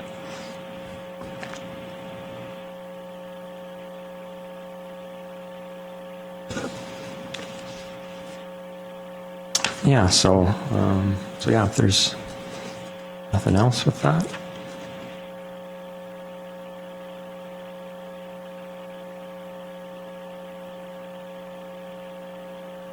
I'll move that the board accepts the Agriculture Services Officer report as information. Okay, we have a motion on the floor. Any questions? Okay, again, we'll vote by, I don't know, maybe we can't vote by exception when we have people online. Yep. Okay. Anyone opposed? Motion carried. Agriculture Service Officer report. Yeah, through the chair. So we have George Bloom with us on the line. He's our agricultural service officer. George is at home. His wife is expecting a baby, I think, kind of any time now. So we wanted to ensure he was available. George has been with us now for 5 years, I think, 5 years plus. George does a number of things for us, but one of his primary roles is as weed inspector for the municipality. We have a big municipality to look after, and George does an exceptional job, kind of as, you know, the primary on that. So what my intent is this year is to to have staff do reports, you know, kind of on their activities, so the board can kind of get to know specifically, you know, what our folks do. We have a great staff that doesn't get enough credit sometimes. So yeah, hopefully with this, George is on the line, and I think, yeah, if you're there, George, you can just go ahead and we'll have your presentation up, and just when you want a slide advanced, you just let us know. You bet. You guys can hear me okay? Yep. Hello? Yes, we can. We can hear you. Thank you. Okay, perfect. So thanks for the introduction, Russ. I've actually been with Wheatland County since 2015 now, so we are rapidly approaching 7 years. I did come from a county background before Wheatland County, from Yellowhead County, where I was the Ag Services Coordinator, where we had, where I would run the weed inspection program there. Quite a bit different than what we do in Wheatland. I think Wheatland is probably the better way to go than having a ton of weed inspectors going over every square inch of grandma's garden every year. So, you know, I'm happy that Wheatland has given me this opportunity, and I'm happy to share information with you guys today. So if we could go to the next slide, please, that'd be great. So activities. So last year was kind of a weird year. We only had 8 complaints. The year before I had 33 plus. So that was a lot of site visits last year. So it was down quite a bit this year, which I found was pretty interesting. I'm always traveling on provincial and county roads. I talk to Alberta Transportation a ton. I follow up with all the previous year's cases. As you know, lots of weeds are perennials and they come back and stuff. So we like to keep an eye on a lot of these guys. I am virtually on a first name basis with everybody I talk to, and it's generally 90% of the time is a very positive experience, maybe even more than 90% of the time. So I also do a lot of incidental spraying. You know, I'll do things like the fire halls or the county shops, you know, parking lot here and there. So that's kind of like a never-ending job. And anybody who knows anything about spraying, you can't always be spraying, you know, 24 hours a day. You got to watch out for the wind and all kinds of stuff, right, especially in town. So I usually set up the bait station programs as well in the spring, so that primarily in the Gleason area, Gleason town site, but we'll go anywhere where they're needed, especially if we get some complaints. And then the weed inspections with the villages, which I'll get into a little bit more here. Can we go to the next slide, please? So, you know, one of the big things coming down the pipes is aquatic invasive species. So primarily flowering rush and purple loosestrife. Flowering rush is kind of the new one these days. I did participate in a government survey down the Bow River. I think it was in 2017. Oh my God, I'm sorry. And so we took a jet boat down the Bow River. We went from the city of Calgary all the way down to Saskatchewan, and they didn't find any of this flowering rush until they hit about... Echo, be quiet. Oh my God, I'm so sorry. So they didn't find any flowering rush until Bizano Dam, and then we haven't detected any from downstream from Calgary, although it is suspected it came from the zoo in Calgary and kind of made its way through some of these Alberta Environment Canal systems and into the, some cases potentially into the river. So, you know, the Chestermere Lake is infested with flowering rush. The WID used to kind of run a flowering rush committee where we would all be on the same page and we talk about different things happening. But it's kind of an old tune now. We haven't met for a couple of years now. We're just kind of plugging along. Wheatland County is in pretty good shape for flowering rush. There are a few hit and miss sites, but they do get cleaned up by WID's aggressive vegetation program. Regarding the purple loosestrife on the Bow River, Alberta Environment does supply some funds, which Rocky View County administers, and they get a contractor to rent a bunch of boats, and we put some butts in the seats, and we go down the river, and we go to these previously known purple loosestrife sites, and then we will always be on the lookout for new ones too. So I think Russ mentioned in his report there was 45 plants last year in 12 locations. Plus, there is another site we work collaboratively with WID and Ducks Unlimited, and that is a private property. Ducks Unlimited flew basically with WID water. So we clean up on that one every year. We work together, and they say there used to be hundreds of thousands of these plants, and now we're down to dozens. So I mean, that's a 99.9% reduction. That's amazing. It's one of the only success stories of purple loosestrife in North America. I don't know if any of you have been out east, but that stuff is literally pervasive in every kind of like wet spot. Can we go to the next slide, please? So this slide 4 is just talking about our Hoary Cress agreement with Alberta Transportation. So as many of you maybe know already, Hoary Cress is one of the first species to flower. So usually the transportation contractors wouldn't get a chance to spray it until after it has gone to flower and set seed. I'm a little bit more flexible and local. So when I see this stuff happening, I can get out there for a day and spray everything on Highway 1 and these provincial roads. And then Alberta Transportation through Volker Steven will accommodate us back as per our agreement. So we're not out any money. Yeah, I think it's a great program. I also do a little bit of spraying on Severn Dam as well for Alberta Environment Transportation. I think it's just a good way to keep communication lines open. Transportation environment is usually pretty good, really good. So that's kind of good, and it is nice. I don't know if you guys have noticed, but I have certainly noticed the reduction in Hoary Cress along Highway 1 transportation quite a bit over the years. You know, that highway used to be pretty much white in the spring, and it's a lot better now. Next slide, please. So slide 5 here, we talk about railroads. So the CP line runs through Carsland. We've previously had difficulties dealing with them. We've had some mild successes with them in the past, but we haven't had any major complaints for a couple years, which is really nice. And then we have the CN abandoned line that runs from Lyalta to Wayne, and it is actively being controlled.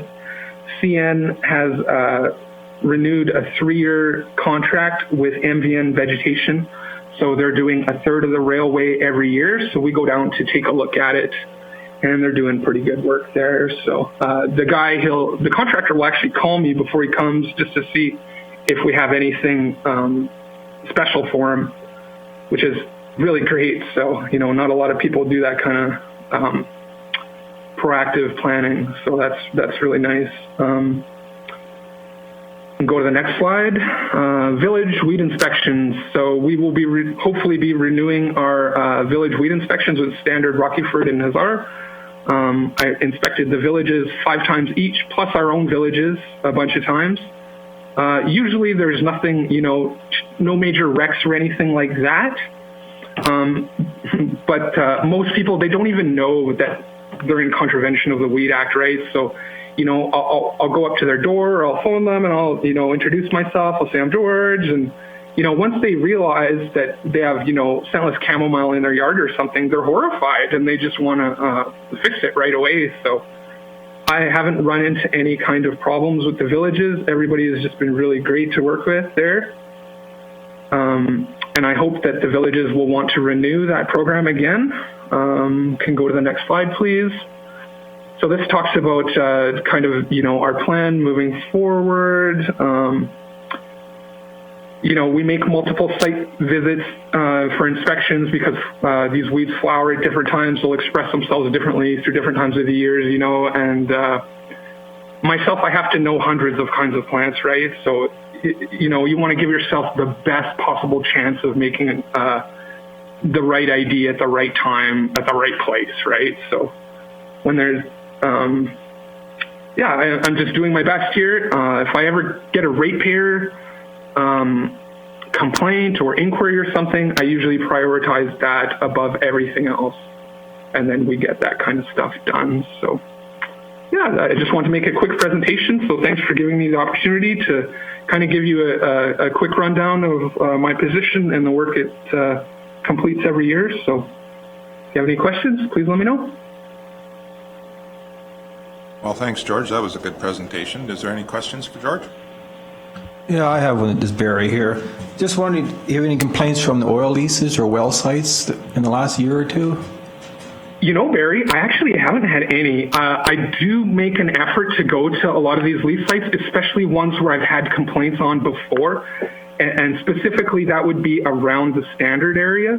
Right. But they're usually very compliant, right? I am on a first name basis with a lot of those contractors as well. I'll phone up Lon or something. I'll say, hey man, there's a problem here. And they'll, oh yeah, okay, we'll send our guys out in a week or whatever. Or usually even it's the next day sometimes. So they're usually pretty good. And, one thing I do really check with the oil sites is if they're growing canola, because those are the ones I want to club root check right in the fall. So I do keep an eye on that stuff, yes. Okay, thanks.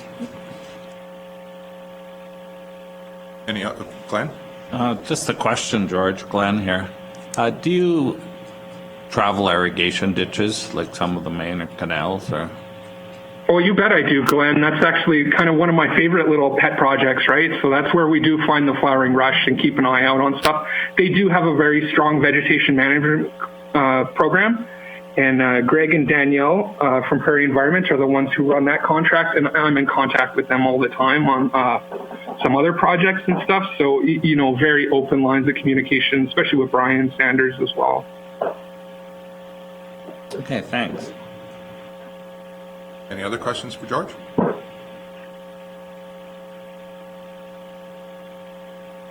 Russ? Yeah, just a comment. Thanks, George. Just I wanted to make mention of, but when it comes to weed control and visiting farms, you can appreciate it. It's a difficult job, right? Especially if there's a complaint or there's some issues. So it's critical that the producers or landowners are approached right. And our first goal is to always work with whoever the person is. And George is very good at that, ensuring that we get started off on the right foot. So I just wanted to make mention of that, and thanks, George. Thank you. I could echo that comment because I've met George on the road before. He didn't know who I was, and we were just talking. And he's a very friendly gentleman, very knowledgeable, a lot of. I know people that have talked to him many times. Very good. So good for you, and you're doing a great job. Thanks, George. Oh, thank you. Anyone else? Okay, well, thanks, George, and we do appreciate the work that you do for us. Good job. Okay, thanks so much. Have a great day, guys. Okay, thank you. Okay, we're going to go to correspondence, but first I'll time. move that the board accepts the agriculture Right. board as information. Oh, I'm not on. Sorry. Do I need to repeat it? My mic was off. Things to remember. Want to repeat that? Sure. I'll move that the board accepts the Agriculture Services Officer report as information. Okay. We have a motion on the floor. Anyone opposed? Motion carried.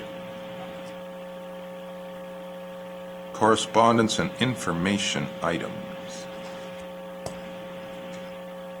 So how much do we want to go over these, Russ? it's entirely it's up to you folks. So yeah, if there's any questions, I won't go through each one in detail. But if somebody does have some questions, the correspondence through the year, there has been correspondence from other municipalities on the synthetic fertilizer emission issue, as well as funding for ag service boards.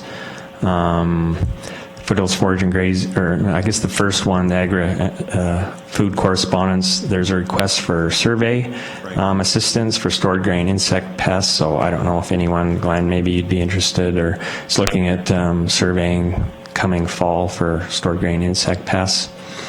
So that's something we could advertise.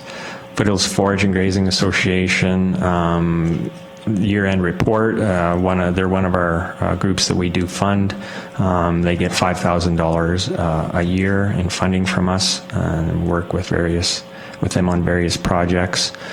The Woodlands letter in regards to the Veterinary Service Incorporated program. It's a program that's been around for quite a few years. Excuse me. I believe it's just in the northern municipalities where the municipalities supply funds to local producers to offset veterinary costs, with the intent, I think, is primarily attracting and keeping large animal vets in some areas of the province.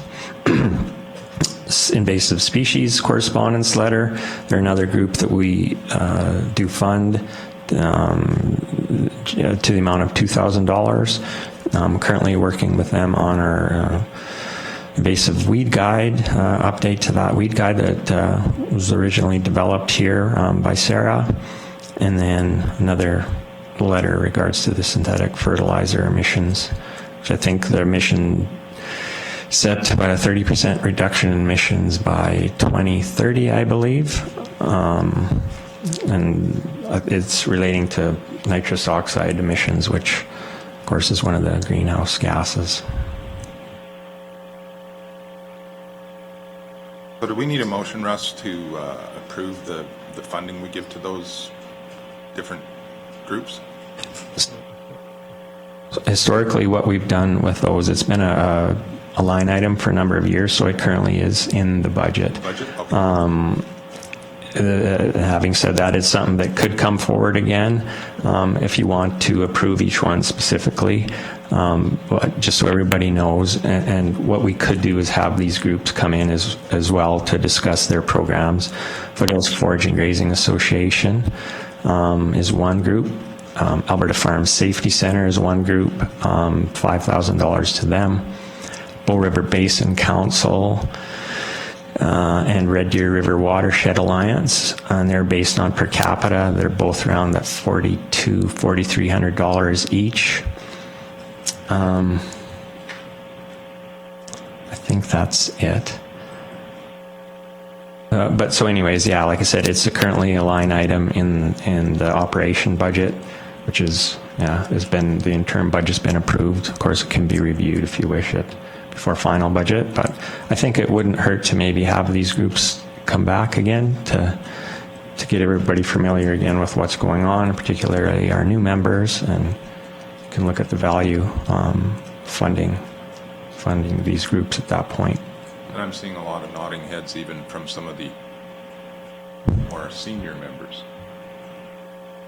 Yeah, I mean, there's so much going on, and it's been a few years, I think, since we've had them all come in, so it certainly would be prudent to see where the groups are at with their programs and where the funding is going to. So, sound reasonable to everyone? Mm-hmm. Okay. I think, and unless someone's opposed, if we've got these other things approved in the budget, we just go ahead and do it. Yep. Okay. All right. So I'll move that the board accepts the following items as information. Shall I read them all? No, I think we can just say the correspondence piece. The following items as information, correspondence and information items, January 12th ASB meeting. Accepted. Okay. Be accepted, yes. I have a motion on the floor. Any discussion? Okay, vote by exception. Anyone opposed? Motion carried. I don't believe we have any closed session stuff, so we will be adjourned at 11:44. Some of us have to stay around for ALIS. Did we decide what we're doing? Okay. So for everyone that's staying, we'll give you something to eat. For everyone else, thank you very much for your time. Thank you. So I'm